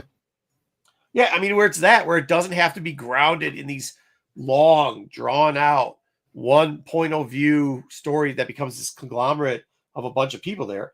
It actually turned out to have a lot of say for it. And then I was kind of disappointed because at the end, I mean, I was like, where's this character that's not even in the book right now? And okay, we'll see it next week. I thought they did a good job. I really. No, I think the format was good. I think the story presentation was good on it. Like I said, the whole Grogu thing kind of surprised me. Yeah. Because you think that they were going to try to have Grogu more with the Mandoverse and push that out there. We're not giving like little tidbits, but I thought that was really good. Hey. Yeah, I mean, I think that's well. It technically, they show in a vision. They show Athia Prime. There's a couple first appearances in here. Yeah, there's a couple. There's you got the one character. There's like a Force sensitive human named Brim that's in there. The bad guy, one of the main bad guys in there. You have a few. You have like a handful of. You have a handful, yeah. A handful. Because there's like a bunch of different. Some of them aren't that important, but like around the Jedi people that come in there, there's a lot of first appearances. Yeah. The bad guy's a first appearance, and then you get Eden Prime on the inside. So like. You get a lot of stuff. I mean, it's a vision. So are they going to call it a cameo? That's what I was saying. Like I wanted more of that, and we didn't get it yet. So I was kind of disappointed. But if you're into Valiant Comics and you like Ninjak, you have Ninjak on that second cover. Yeah, dude. Oh yeah. No. But when they show up, does it look like somebody that worked for in the inside? That character that they show there don't they?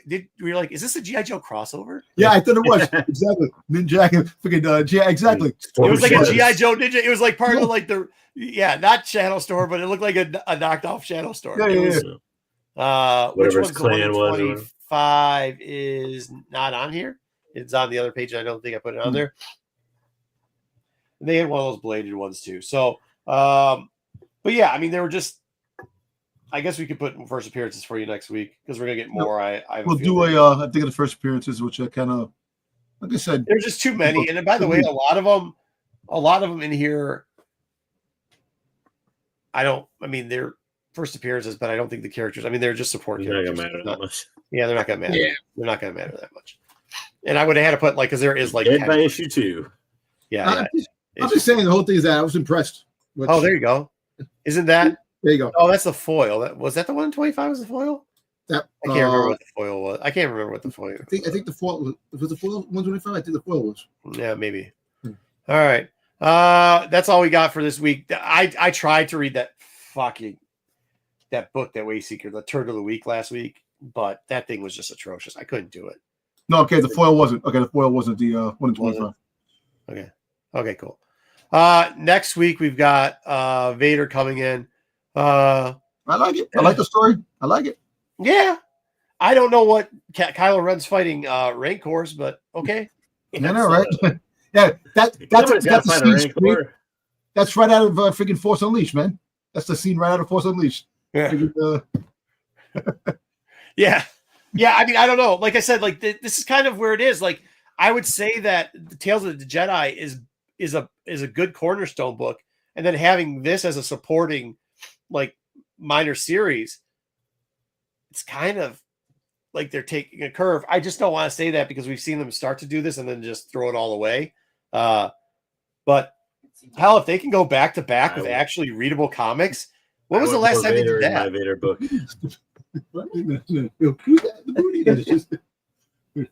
When was the last time they did back to back readable comics in week to week? Oh, it's a long time ago. 2017. Yeah, it's been a long time. Actually, okay, nice. I like that Ray cover. Yeah, it's a nice Ray cover. Is it Women's Month or something? Yeah, it's the woman's. Yeah, Yeah, I believe so. Okay. Yeah, I do like that Ray. Listen, I don't hate the character Ray. I know. No. That's what I was trying to say. That you don't hate her. Don't. You I asked for thought if she was written better in the sequel trilogy.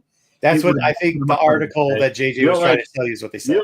You don't like Ritten's gigantic hand, like off scale by like. Looks like his hand like swollen. No, that that Rob Ren book sucks. Is that Rob Liefeld's hands that he drew? Yeah, Ren versus Rancor is wild, dude. Actually, that book looks cool. That 1 to 25. Well, maybe I kind of think they're going to clean up Ren's character too. You know what I mean? Because the biggest problem I had with him is how whiny he was. But we'll see. Well, I'll tell you what. Oh yeah, here's the last copy. I did like his character when he wasn't whiny. He was a good character. It just sucks that he didn't like they changed. He killed his dad. He killed Han Solo. Yeah, and then he got redeemed so damn quickly later on when he became better. So kind of.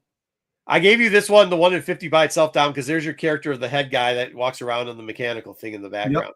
I actually thought this is a dope 1 in 50. Hopefully it goes down. I mean, I wouldn't pay ratio on this, but if it cuts down to half or even less than that, $20 book, I'd probably buy it. I do like that cover though. Yeah, it's cool, man. I wish. Hopefully the Knights of Ren is in this book too. I know the Knights of Ren, mentioned because they didn't get their moment to shine. They weren't like, and the kids like they didn't get a no, and they haven't. And like I agree with you on the point that they've always failed that group in general. Like they have failed it. They were badass in the Force Awakens, and then they didn't show up in the Last Jedi, and came back in the Rise of Skywalker and got killed off. Nothing. To die very fast. Yeah. All right. Speaking of first appearances, there are actually a couple that were in this book that are on these covers. And yes, that's a lady that does look like a dude on the first cover there. Dude looks how come Yoda looks pretty good and they drew her like shit? I don't know, dude. That's terrible. There's 1,000 covers again for this. You got as JJ. I like the 1 in 25. Yeah, the 125 is cool. Yeah, I like that. The one in 50 is it 1 in 50 or so? That's what it is. The 1 in 50 is the lightsaber, isn't it? It might be. One Or of is it 50 or 1 of 100. I don't. It's I one think of it's 1 two. of 100. Go back to the Luke fighting the Nightcrawler. What? It looks like Nightcrawler. Oh, yeah. Yeah. Well, I mean, hey, if you're gonna bring in a Cobra last book, wait, is that the same guy? I think that's the same guy. I think it's the same guy. It's the ninja guy. It is. It's the ninja Go guy. back, yeah. Now it's ninja Yeah, guy. it is. Yeah. Oh It's, my god. Storm Shadow's apprentice. Jeez, oh Pete. Yes, or Shadow's Apprentice. All right. Well, so you got that. Once again, but I can't criticize it because the insides are good. You know? Yeah. You know what? I tell you what. If they can maintain a good cohesive story in each book each time, this will sell. You know, it'll bring a peak interest back to people. Read some stories. I think if they can make it, if they can make it to 7 to 8, they can make it to 7 and 8, keeping it the way that I agree with you. 7 and 8. If they keep it like they did in 1, I think you're right, Dom. Yeah. I think you're right. Yeah. I think you're right. But the problem is they have a tendency to come out with 2 good books and then. Well, you see here, the chick that's on the cover number 1, that's her right there. She looks more like the chick on the second book. That's her. Yeah. I don't know. Yeah. Man. Yeah, but like I said, Yoda looks dope in that cover, and then he looks good on this second cover too. Yeah, it kind of looks like Quinlan Voss on the cover. The one in the middle. Yeah, no, the one on the left. No, I think the one in the middle drew the arms too big. Looks like he's got like 28-inch pythons or something. She took Hulk Hogan's Macho Man's arms or something. He's 24.5-inch pythons. Yeah, right. You know what? Like I said, it was a good story. I enjoyed it. If they could do this format, just do a regular series, this format, and have different stories, it should be going. Keep going. Exactly. And look, we know every story is not going to be great, but I'm just saying the whole fact is that you'll have if you have 1 or 2 good stories in these books, it could be the selling point. So this is what's weird about this is it's an ensemble cast with stories that are like it doesn't POV one character, but somehow makes it lurk. You know what I mean? Which is like not so far, but yeah. Yeah, so far. They've never been able to do that. So we'll see. Well, good luck to that. All right. What else do we have? Oh, we got toys. I'll do the cards in a little bit. We'll do toys real quick. Yeah, toys. Not real quick, because we got 300 slides. Let's go, Dom. All right, so a couple of new pops coming out with word bubbles. I'm your father, no, and hello there. I actually seen these at Toy Fair. It was. Hold on real quickly. Hey, before I did leave Venom, it was really good. They're done a good job. All right, go ahead, Dom. I saw these in Toy Fair. The only disappointing thing about these, the word bubble breaks off easy. I seen it. They have some with the word bubbles because the plastic held on there. It's attached to the head, so they have like a little divot in the head, and it's glued into the head. Oh, yeah, I can see the bobblehead. Oh, the bobblehead, yeah. Right. So if you bobble the head, I don't know, but I saw these in person. You know what? It's different. It's different. It is different. It is. All right, we got some Lego coming out. So a couple of leaks. So we got the Clone Wars Separatist MTT, which has 976 pieces, $149, $150, August 1st.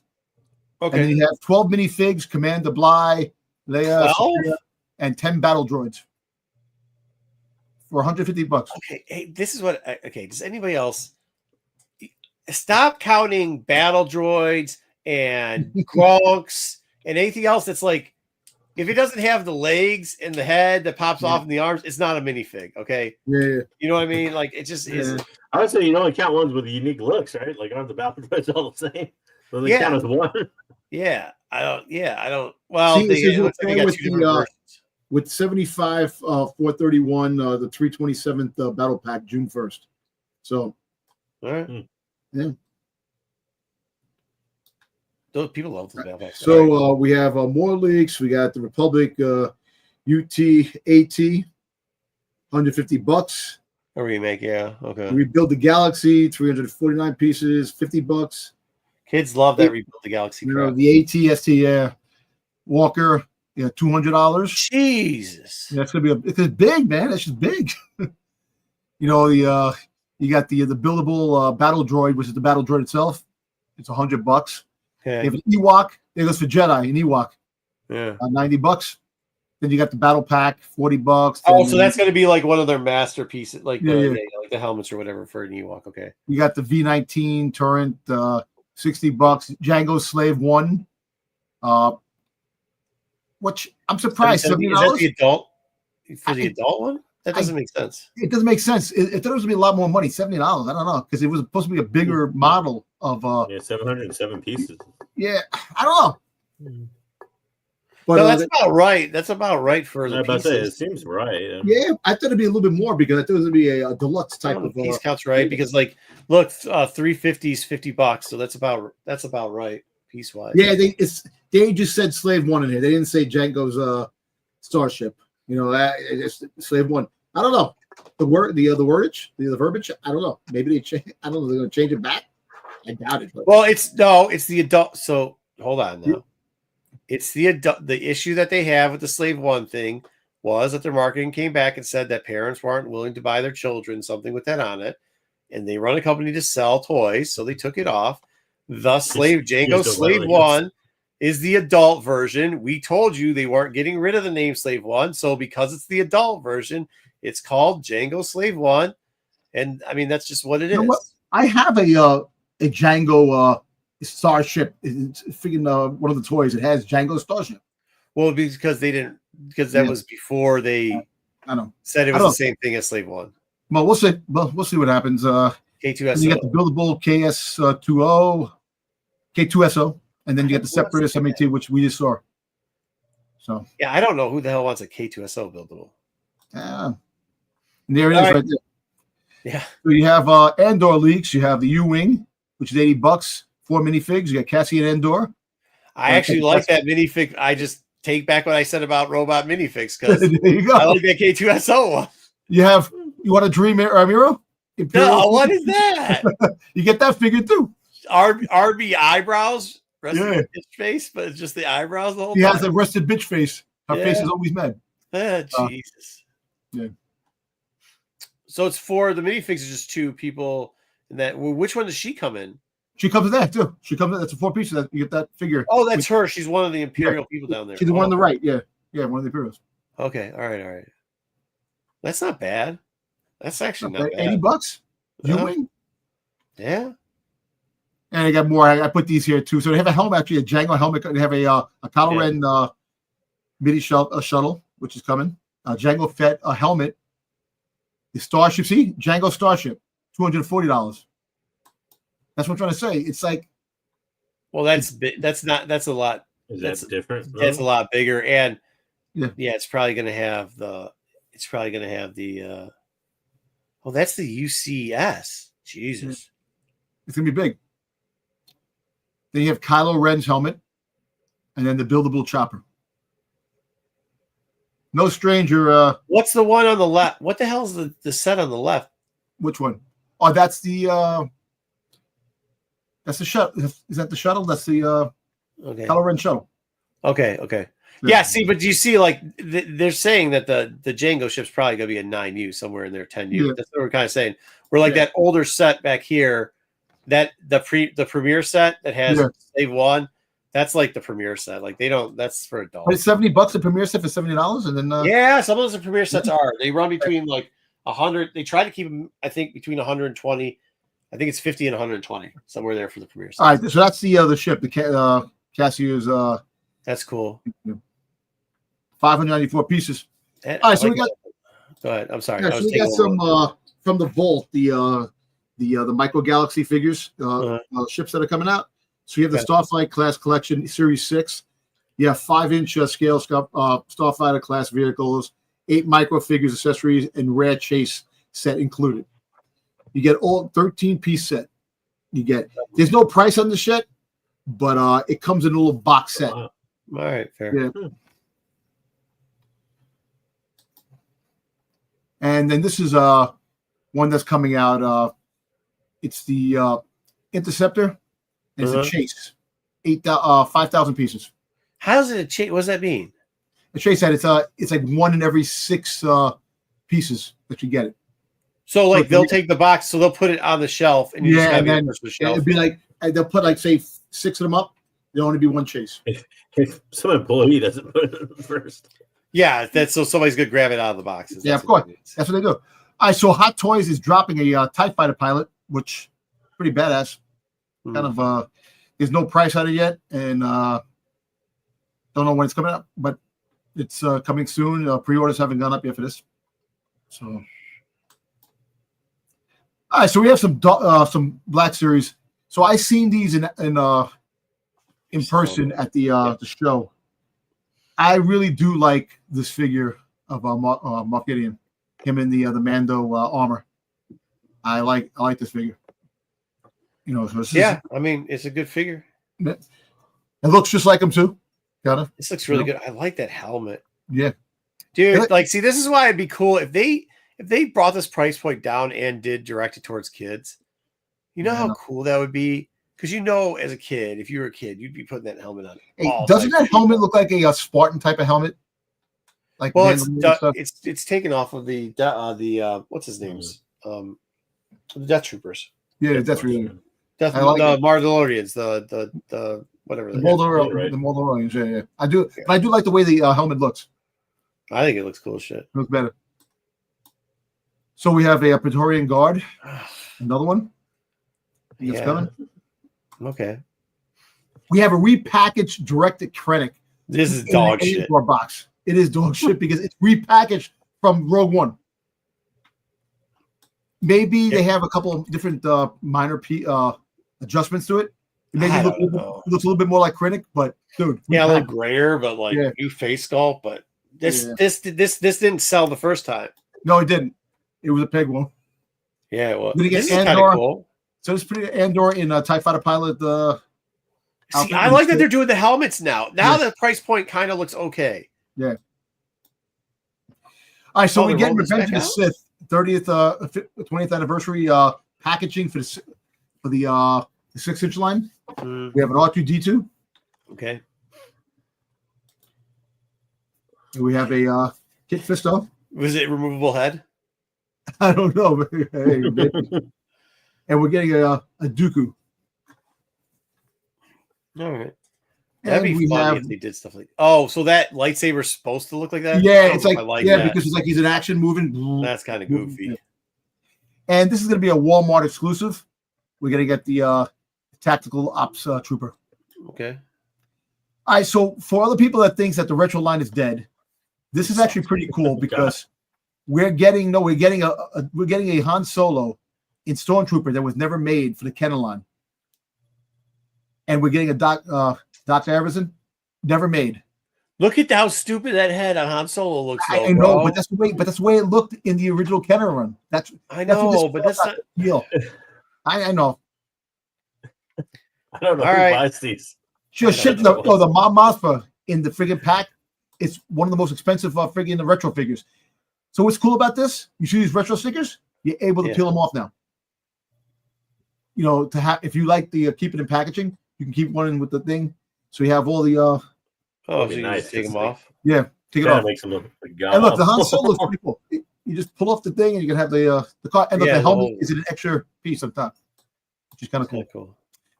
All right, so wait, you said you can pull off the helmet. You can the helmet. The sticker, but the helmet it's like in a different little piece. Inside. Yeah. So I don't like when Hasbro does this. They make these extra large cards, deluxe cards. Yeah, I like this, and you can actually fit this in a small card, and it kind of throws off if you collect the vintage line and you like to put them on the wall. It's an awkward size, dude. Yeah, exactly.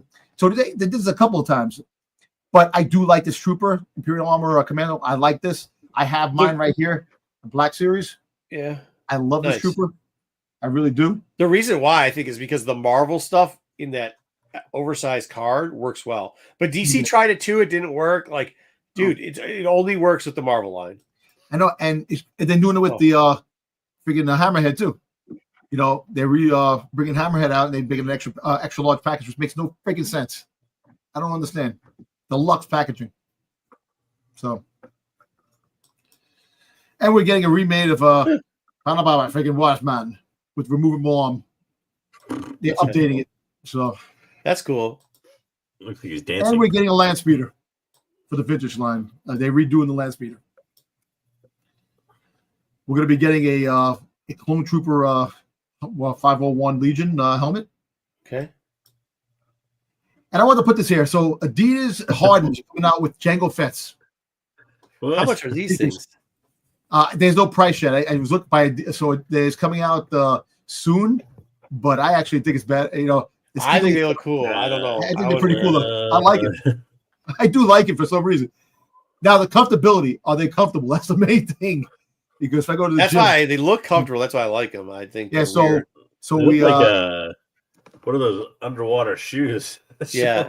Yeah. I don't know. I want to find the price. Probably most likely $150. Yeah, it should be actual sleeve one, not Yeah. James. Sorry. We'll get to him in a minute.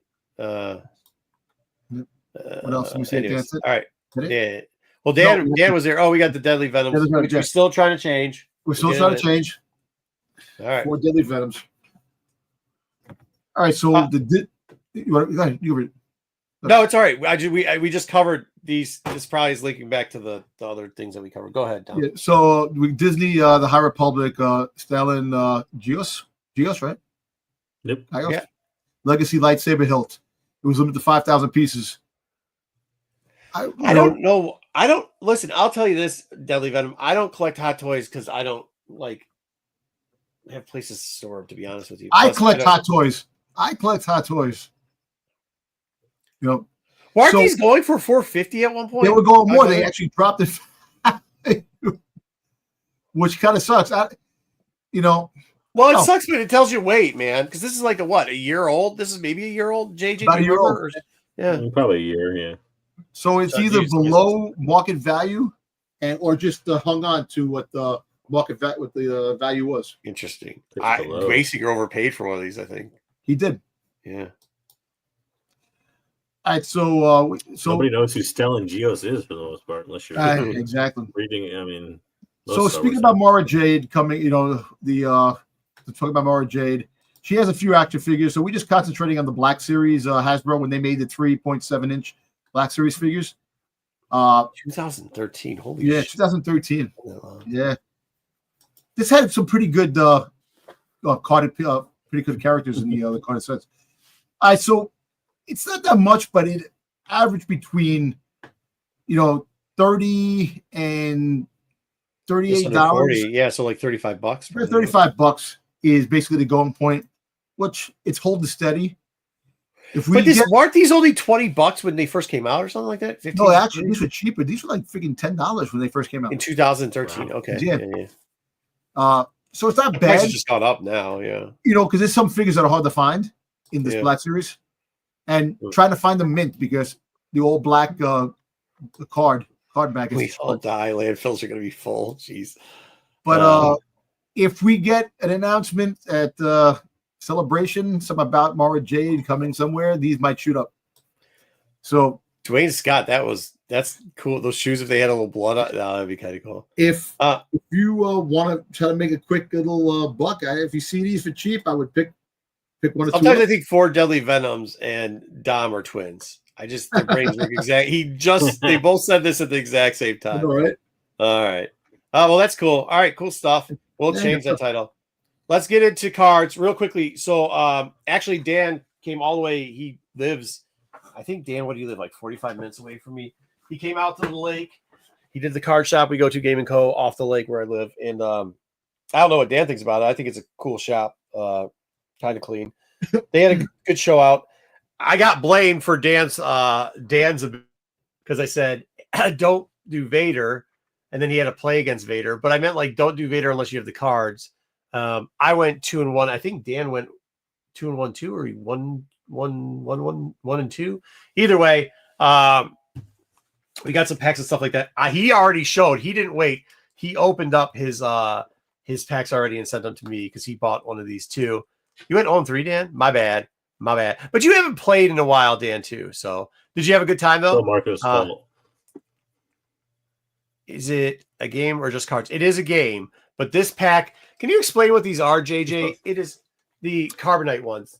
So think of it like a collector's edition of a set from the game, I guess is the best way to put it. Yeah. These are going to be cards you're primarily probably going to collect and not play with because there's another version of this that's like a regular booster box that would be the cards that you would probably play with. These are going to have more foils. They're going to be a premium set, I guess is the way to put it. I will tell you this game. There are people like I sell a lot of cards to people playing because they try to get sets of the rare stuff, of the foils. Yeah. I just don't think you could do it with this because this was limited to 2,000 boxes. I think 2,000 like boxes like this, not 2,000 big boxes. Only 2,000 of like whatever this thing is right here. Yeah, like 2,000 boxes like that. Okay, that's got 10 packs in it. So, but yeah, I mean, I don't know, dude. I've seen it before. I just think, wow, people play. Is the game good? I enjoy it. I play every week. I really enjoy it. I know that. Yeah, it's too bad it is too far from you. But we have a good group. I mean, our group is pretty good. We've built it for a while. Everybody plays pretty well. Some came over from other games, but they're still pretty chilled for the most part. Yeah, super fun. Dad said it was super fun. And the game's really fun too. It's simple for Deadly Venoms. Like I've never played these type of games before. It's easy to pick up. It's pretty easy to pick up, which I think is one of the positives to it. So let's talk about a couple of cards here too that are in this pack. Obviously, we have the showcases. Poe is probably one of the more playable cards. I was hoping to get him. I didn't get him. I think Dan did have him. He's going for $295, but $295 for the card. It is a possibility to get him in there. But all the showcases are good pulls. I think the cheapest showcase right now is just around $200 for this set. So that's not bad. Because, I mean, you're pretty much getting the box if you get a showcase in it. The set's not officially out yet, right? Yeah, but this is the stuff. So it's only been like 2 or 3 of these I've sold. No, it is. Because release day. Oh, I thought it was March 14th. No, so they now on it, they call it release day when they do their pre-release. So you can set, if you've done your pre-release, you can sell your quality. Now they're letting you sell all your stuff. I know you can sell them and everything. I didn't mean that. I mean, like, as far as like main, I know it's not pre-release, but main launch is not till like March 14th, right? So it's weird. So the day of pre-release, they actually called it launch day. And what they used to allow you to do is you could only sell on the day of your pre-release. Star Wars Limited now is letting you, as soon as you do your pre-release, I think you can sell at any time. If you're not going to do a pre-release, I think at 14th, you can start selling it. If you do a pre-release, the day you do a pre-release, after that, you can start selling. No, that's what I kind of meant. Yeah.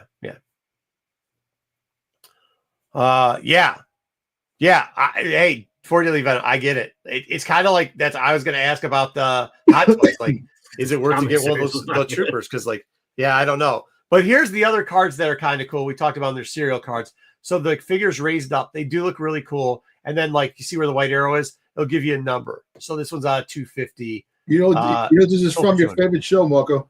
I know, I saw that.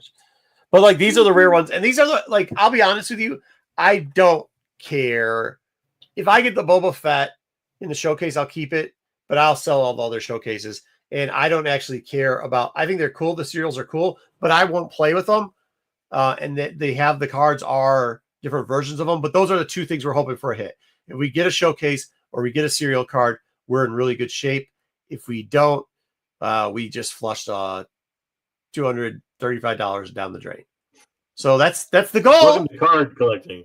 JJ, could you pull up TCG just to see if we could see a guesstimate? Well, that's what I was trying getting at, because everything on there is going to be they don't list prices until the full prices until the release. So they'll only show. So want, so they'll say pre-release, but they do show 1 or 2 where it's if they sold it, but you have to click in. Just if we pull one of the cards. I don't have the secondary camera, so I will pull and open the old school way. And I did not watch any video, so I don't know what the count out for the hit is. Dan, do you know what the count out for the hit is? Like the number of cards and the thing? You got to dude, go to Gaming Co. They'll buy it out for you. Dan. Aren't there several foils and everything in each pack anyways? Yeah, there's a bunch of foils. Yeah, oh yeah. All right, thank you. Boba Fett would be... It's not, though, actually. I think the Boba Fett sold for like $40 less than the Poe did. I would say Boba Fett's also a very playable card in this set too. Poe is very playable also. It's one of the favorites for the people opening up. Wow, that's kind of cool. Even like the box kind of shines like it's a nice box too. I do like. I got to tell you, the satisfactory of opening the only other thing I've ever opened really before is the original card series sets, the Marvel stuff back in the 90s. Like the Marvel sets that they had back then. And then maybe with my kids, I'll open a Pokemon pack every once in a while. I will tell you that just the quality of the wrapping and everything in this stuff, I really enjoy opening it.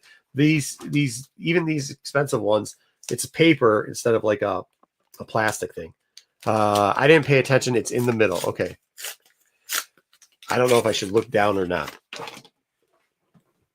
All right, so we did not get a showcase because our showcase will show up right off the bat. We got Vader. This is what killed Dan. Dan got mad at me because he didn't play the Vader card. These are kind of cool, man. They are shiny. I just want to get to the middle card now that I know it's in the middle. A lot of ships. I have a feeling if we play the ships, they're not. So these have all got, these aren't going to have, these you could get in the regular packs, like these foil things like this. I think it's Pokemon. It's called a reverse foil or whatever on these. This is. But these are all foil cards. Which is nice, I guess. What is that? Is that Han Solo? Oh, that's awesome. Yeah. There you go. What's that one? Oh, Hyperspace. That's good. That's good. That's a hyperspace. That's a good one. That's nice. We also want, there's a little thing that says down here, CR, whatever. We want the legendaries. We want those to be in hyperspace too. They pull an extra $1. I think that was our hit, was that hyperspace. It's prestige. Is that what it's called? Yeah. That was our hit. All right, perfect. All right, so the rest isn't going to be much of anything. All right, cool. Oh my gosh. That's so what is that? That's like $25 a pack. There goes $25 for a $5 card. Congratulations. Take some hits before you get some misses before you get some hits. Yeah. Hopefully. I don't know if you call that a hit. Oh, yeah. I didn't play her, but we didn't get a showcase. We really want to turn. Oh, I think I accidentally screwed something up. I think we got something in this pack. Did you see that? I think we got. Yeah. I think we got something in the pack. Extra shiny. Yeah, extra shiny. All right, we'll get through these ones real quick. How many is that? 1, 2, 3, 4, 5, 6, 7. Oh, it's one of the bases. 8. Oh, there we go. But it's not. Oh, that's a That's a legendary though. That's good. So that's a good hit. That is a good hit right there. That's nice. Cool. I will take that one. Then the rest should just be plain, just flashes. Nice. I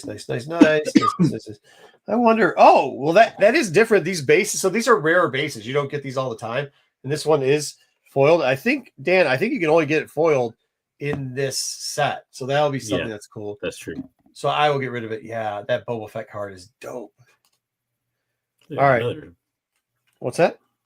What was at the end? This is a hyperspace foil, actually. That's pretty decent. That's a good one. Yeah. I gotta get my camera better. Yeah. All right. So now we've got a whole probably $12 out of $50 worth of packs being opened at this point. So we're doing great. Higher than that. Higher than that? Yeah, that last one was well, again, this is pre-sale market price, but $38. So. $48? 38. Oh, 38. So we're almost even then. We're almost even at this point. Oh shit. Nice. Well, that's a terrible one to pull. This is the cheapest one. Although it's the cheapest one, but although it's still hey, this will get me between that and the other card. I've paid for the pack.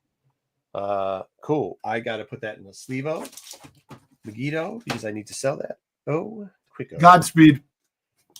What's that? No, she goes Godspeed. Oh, you can get forward, but it's really hard. But yeah, she does say Godspeed. No, when she she did the fucking hyperspace. Yeah. I like that hyperspace thing. I know some people might not have liked it as much as me, but so that's 2, 3, 4, 5, 6, 7. I think this is supposed to be the hit card. Yeah. Oh, the next card's the kit card, and it's a base. Dang it. Oh no, it's this one right here. All right. That's nice. That's a legendary too. Yeah. Dude. Nice. Dude. This is actually it. Yeah. All right. Okay. All right. So $38. Find out what that Hondo is. And then hold what? 120.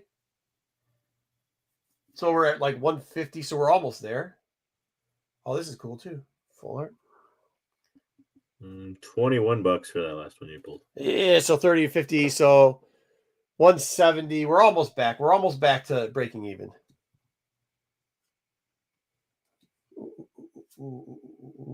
These are good cards, but they're all just the regulars. They nothing special in those. I might actually just keep the actual cards that these foils are actually really good. I'm probably going to play with them and sell those. Sell the like legendaries. Make all foil sets and stuff. So yeah, they do. People like the all foil sets.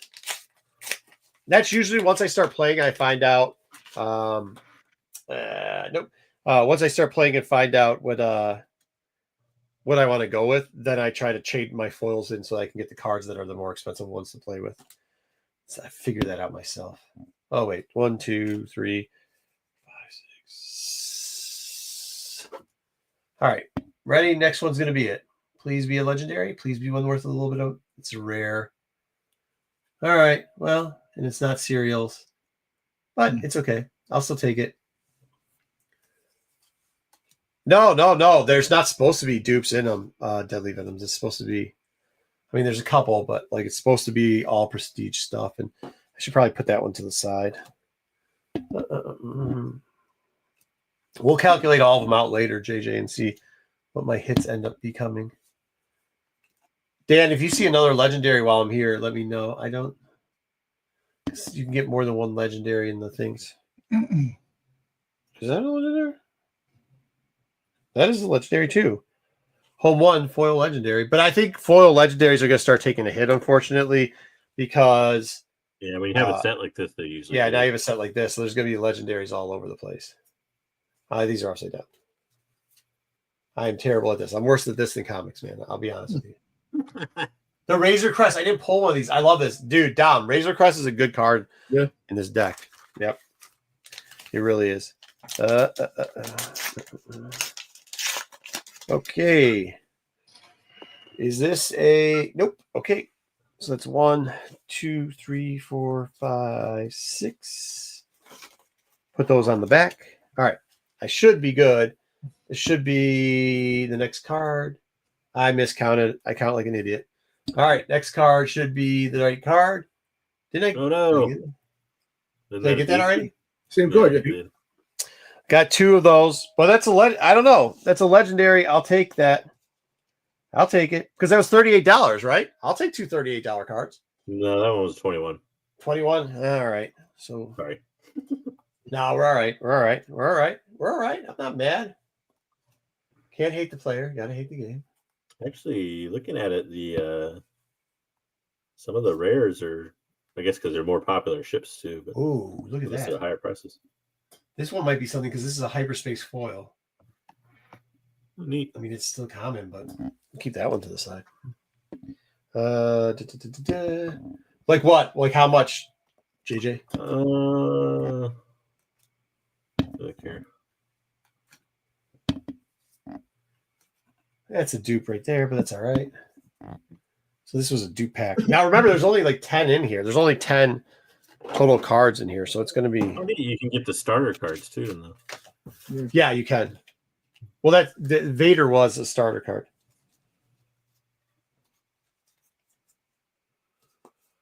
It's Vader and Boba. Vader and Boba are the starters. I got to go through these a little better. I'm going to have to turn the big light on. Try to figure out,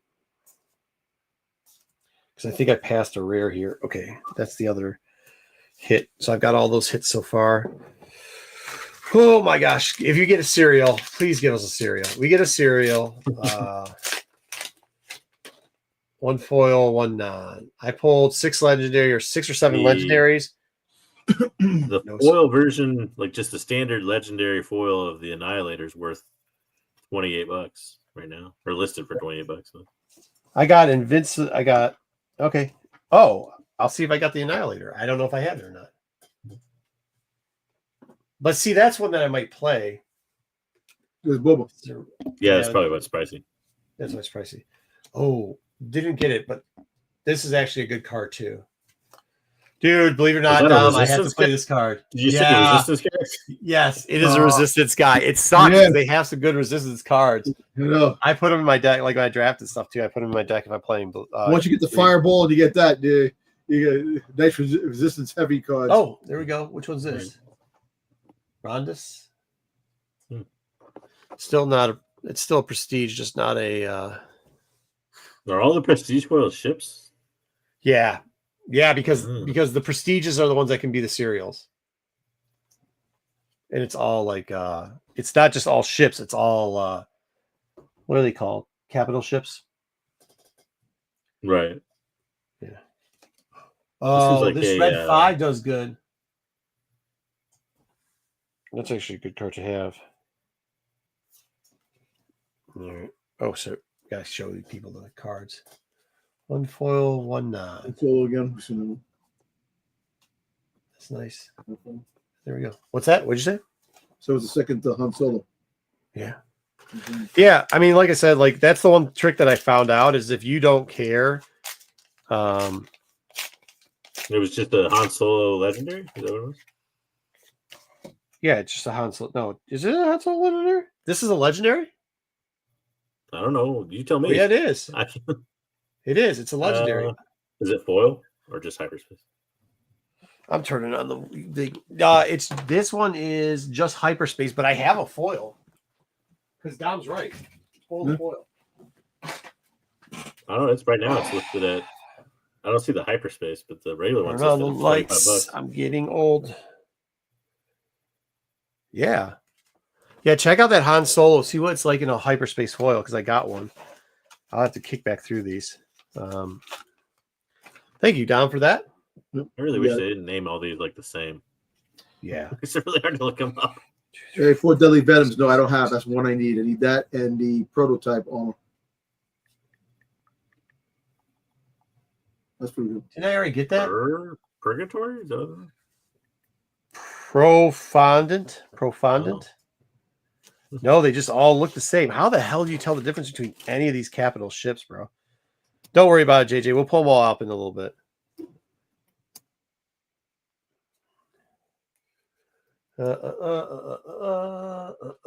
These are really beautiful cards. Dude, this guy would play a lot too.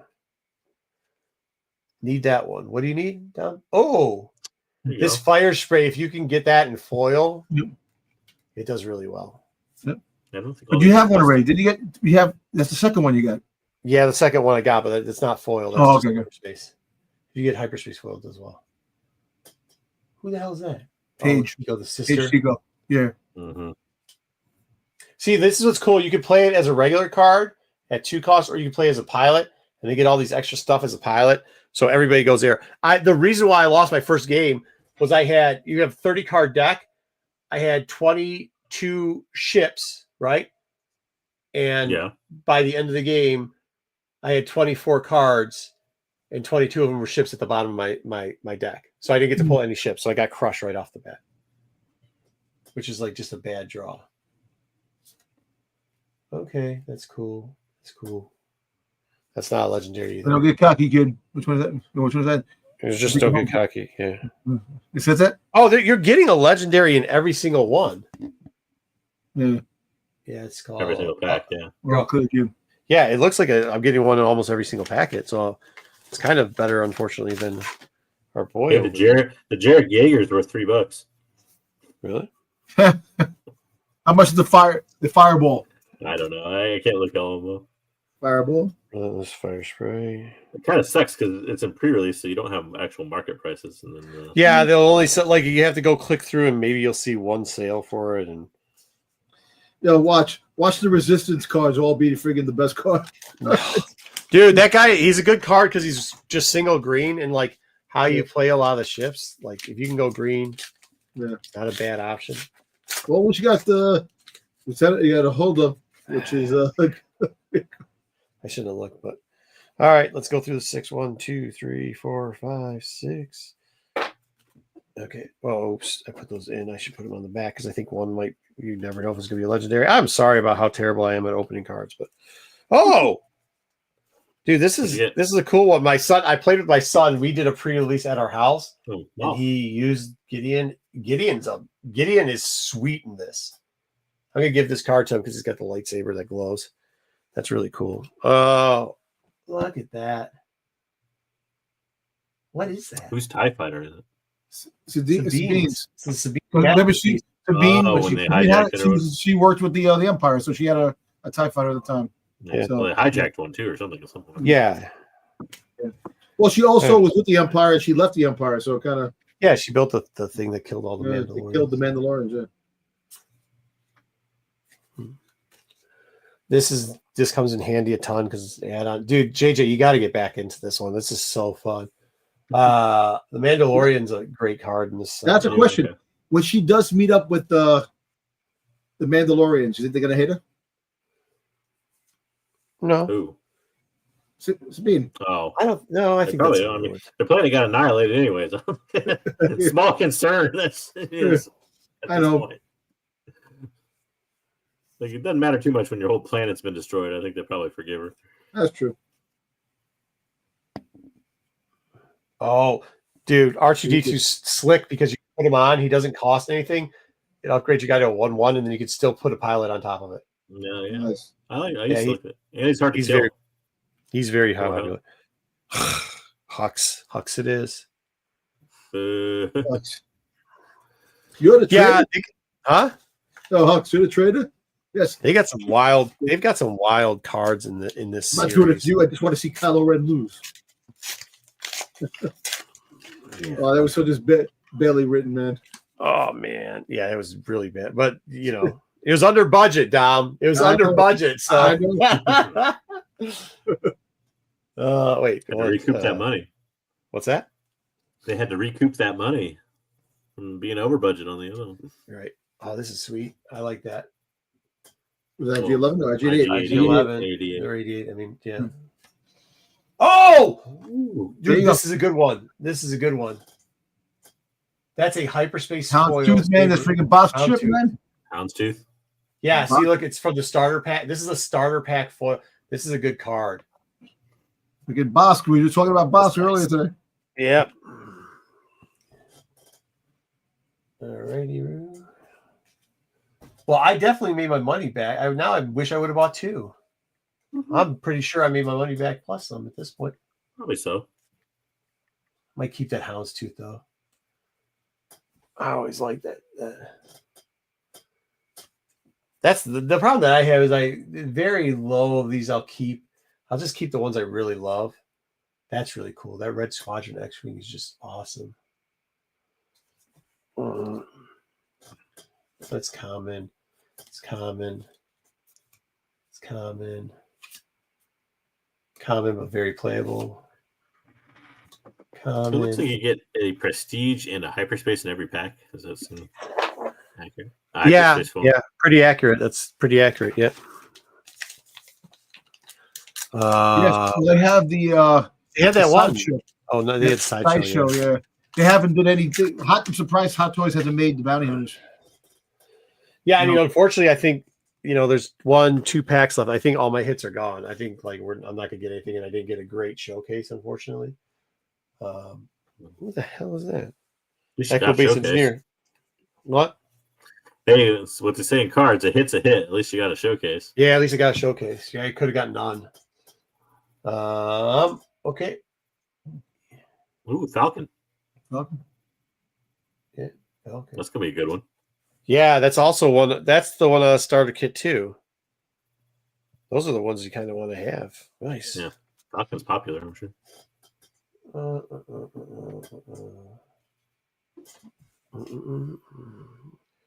Who is that? Just a Danger Squad pirate. That looks terrible. Whatever. All right. What's next? In the book. We got one of those dupes. There's something back there. Yep, I see something shiny. There's something back there. Oh no, dang, there wasn't something back there. That stinks. Yeah, it's just a base foil.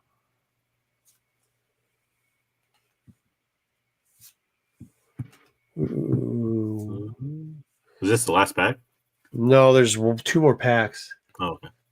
But I think, I mean, we pulled a decent amount of legendary already out of it, so I just don't think we're gonna. Because if Dan's saying like 6 to 7, I think we already got 6 out of it. So. Probably so. Nope. Okay. 1, 2, 3, 4, 5. Oh, Crimea. 6. Let's see what our 7 is. Another different Falcon. Yeah. Different Falcon. Gold leader. Okay. All right. Yeah, I mean, I'll be honest though, Dan. I really don't care as long as I get money back out of this and I get to keep a couple cards. I mean, I don't care that the prices kind of fell off at eBay. That's the third one you got. But also, too, like JJ said, like that's the first wave in, and people trying to get paid for some of their money back, and then after that, see what happens when people are trying to finish off their sets. It's kind of like how the Vader. Ooh, nice hyperspace. that's a good one. That's a hyperspace foil. Hondo? Yeah, legendary Hondo hyperspace foil. That's a good draw. That's a good draw. Gotta say it. Good draw. So these are just gonna be dib-dub. No. Good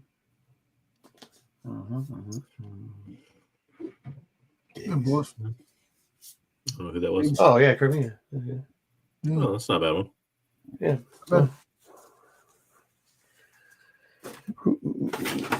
All right, last one. Last pack magic. I think we had all the magic already. I think our magic. You never know. No. Yes, we do. You got Rose. There you go. Rose Tiga. All right, let's go with our 6. You could get a prestige here. 1, 2, 3, 4, 5, and 6.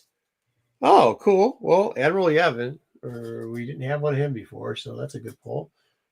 And then. Ooh. Oh, though, that's nice. Camara. That's cool.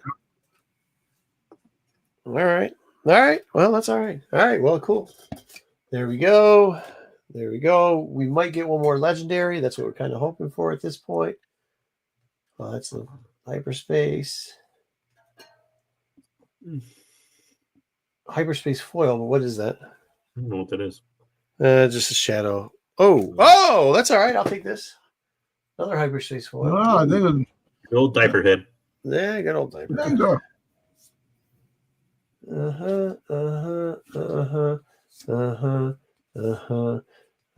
So next week I'll tell you what the prices are on these, but let's see what we got for some of these hit cards. Obviously, we got the showcase, right? Yep. So that's good. That's about what? What'd you say? About 120 on that? I think it was 120, yeah. Somewhere in there. And even if we go like 20 a piece on these just to go over under on them, it's 20. We got gold leader. Yeah, I bet you the Falcons sell for a good amount just as a collector's thing. Well, this is weird. Hold on now. This one isn't just. Oh wow, this one's like foil. Like this one's foil and prestige, where this is just prestige. It's not foil. Oh, that's strange. And like this Falcon is just prestige, but the Houndstooth is like prestige foil. Yeah, there's got to be definitely more Speed's masterpiece once again is not. I don't know how that's a prestige. This is not. So that's what Dan was. Kind of like the hyper. So it's kind of like the hyperspace foils and regular boxes. Well, here this is hyperspace. This one is, I think, or maybe not. Yeah, maybe it is. And the Rodan. I got like every capital ship you could want at this point. Except for home one, you didn't get home. I mean, one. at least it's a good mix. The home one, yeah, I didn't get home one. There we go. But then I got 2 more. This is once again, this is a. Dan is saying that that's why you got dupes of some of them. One's foil and one's not. Oh, one's foil, one's not. Okay. Yeah. So you didn't really get dupes. You got different versions of the same card. Well, that's all right, dude. I got hold on now. I got 4 foils out of there. Or four of the prestige foils. Yeah. Yeah, I think there was about 1 in every pack. Or every other pack, I mean. Well, it wasn't that good, but yeah. Yeah, okay, so I got that, and that. Those are my hyperspace, or those are my foils. Now, that was a dupe, but that was the only one. I don't have a Bloodtooth dupe. I don't have a dupe. I don't know, man. It's really weird. He's just saying that's why you got a dupe of one of them. Is you're not really supposed to get dupes, so you got different versions of the same different card. versions of it. Okay, cool. Yeah, that was a really fun box to open. Even if you think these are like 20 a piece, 1, 2, 3, 4, 5, 6. You get almost your money back there with that you do it. And then, I got the Han, I got the 2 Hans, the one's the hyperspace and the one's the foil, which those are legendary, so that's pretty good. You got the 2 different ones there. I got the Scrambling Fighters, create 8 TIE Fighters for 7 costs. It's okay, but that's a legendary foil. Then I got the Hyperspace foil here. I got some more Hyperspace foils too. And this legendary, which is Home 1, which is a foil. And then the Hondo Hyperspace foil, which is a good card. So that's good. All right, I'll calculate them out, guys, and I will give you the synopsis because we're probably not going to be able, like JJ said, we're probably not going to be able to do that currently. But and then I got to go back through here because I think I dumped some. We didn't have the lights all the way on, so I don't know if we got another legendary foil or something in there and pull through it. But I'll let you know. What's cool is some of those are the starter pack ones, which they're rare anyways. Because you can't get them too. Huh? Foil versions of them. Yeah, foil versions of them too, which means this is the only place you can get them. So those are probably the ones that are going to be the best. This is the 4th set. There's over 1,000 cards now. Yeah, there is. There's over 1,000 cards. There's about 260, 240 cards a set somewhere. Pretty close. I think is going. Vader's still a pain in the ass to get. So is Luke. They're still expensive. I don't know. The rest of them I kind of trade. They did some cool stuff with. They did some cool stuff with the reward cards now too. They did. Yeah, I did get. Okay, yeah, this too. I got that Fetz Fire Spray. That's the foil from the starter pack. Yeah, but you got how many? Like two different ones, right? Yeah, the other one wasn't a Fetz Fire Spray. Yeah. Something else. And these are commons, but they're like people will buy. That's what these commons that are foil hyperspace.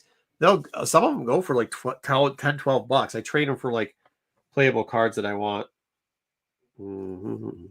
Yeah, we just gotta get you to buy the Magic the Gathering Final Fantasy Collector's Box, and that's what they keep telling me. I hear that thing's expensive. How much is that thing?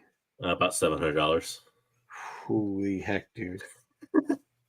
Yeah, that's what I kept telling them. I was like, I'm just gonna do. So I do all I do is buy product with all my sellbacks to the store because they'll buy cards for you, and then I will. I'll pay my weekly stuff. I'll pay out of pocket, but it's get a point there where you're like, oh well, what's $100? And what's $100? And then all of a sudden you're like, did I just spend $600? Crap! It adds up. Like, dude, there's no way. It was very fun. I'll tell you, that's a very exciting opening. It is enjoyable. They said it was going to be, and it was. Yeah, it's a good box. Yeah, I mean, I've spent worse. I've wasted $200 in worse ways, I guess, than that. So still have to go through and organize all this. But yeah, I'll definitely give a draw out next week, kind of see what we got out of these. And I'll kind of tell you even probably how it goes and what I ended up selling them for. Because I will be selling, like I said, all these the ones I don't care that much about. And I mean, my goal too, as always, with I do everything is get your money back, right? Get your money back as fast as possible. So I'll sell some of the stuff I can. I'll probably try to keep the Hondo and the Houndtooth. If I can, I'll keep the Millennium Falcon. If I can't, that's probably. I'm glad somebody finally noticed. What? My title does Tatooine have daylight savings time? That is funny. Oh man, I'm probably gonna keep that too. I like that the Dengar. That's why Tatooine. Why people got old on Tatooine, because scientists just actually found out that you age more in extreme heat, and you're doing Yep. cooler weather. So that's why freaking Obi-Wan Kenobi, Yeah, Peru, and freaking three sons or whatever the hell it was. yeah. Everybody got old quick over there. 2 In sons. 10 years. Yeah, speaking Oh, of that comics, was cool. yeah, I finally found the Mexican edition Oh, there you Oh, go. God. of the Dr. Afra. The only Yeah, I got downside, like 3 more to go. there's some spine ticks on the side, but Eh. I got the cheap though. All I need is the Peruvian and the 1 in 25. The Peruvian might be hard to find. Talk to Robo, dude. Matt will get. I mean, you got to sit around for an hour to talk with them, but Matt Ribo will. I know he Well, gets he does. Matt Ribo never. I mean, the guy he's. I know he's got He's great. an I love him. collection, man. I know. Hey, here's He the is. cover. I don't think people give him enough credit. He is foreign comics. Like he is foreign he is. comics. A lot you of people see- try to take the title now, but like without Matt, there wouldn't be any foreign comics. So. I figure it's kind of funny. He's like the international man of foreign books because at the end of the day, he said he goes deep in the freaking forest. He finds connections to get these books that are hard to get, which is true. He Watching does. these videos. Yeah. Is he still doing videos? I watched the videos. He was doing. He was on a show not recently, and he was talking about his Star Wars, the Star Wars ones and the other stuff like that. He was talking about, but he was saying that you have to have connections here. He goes, I have to go through a guy that knows a guy. It's kind of crazy how it's hard to get some of these books. JJ, were you on when we had him on? We had him on a long time I ago. don't know. I can't remember. I remember watching it. I don't know if I was on. I don't think. Yeah, I ended up ordering. I got some foreign books through him, and because he didn't even actually know what was inside. So then when I ordered, I was like, "Hey, dude, you know the curtains don't match the drapes. Yeah, drapes outside. Yeah, yeah." I was like, "This is." He's like, "It doesn't." I go, "No, this is what it is. This is what's inside of them." He's like, "Cool, man." They're all differently numbered. Usually differently numbered. Yep. All right. Well, on that note, guys, we are going to keep digging, see if I get any more legendaries. But I think that was a good haul. I'm happy with it. Especially you got a hit. You got some good prestiges. It's a good box. That's a good box. That's a good box. I got lucky. All right, guys. Well, have a good one. Tell us what you think about the new, like later down. Tell us if you want us to move that comic section. Apparently, a couple of people do. They want us to move the comic section a little bit further back. So maybe we'll do weekly reviews before that move comics. But I like the way that turned out. I like coming into comics and then going that way. So let us know what you guys think. Galil, thank you. Make sure you turn into Renovision for all your great comic content. Anything else? Thank you. Thank you. Thank you. We're good. All right, guys. I'll see y'all later.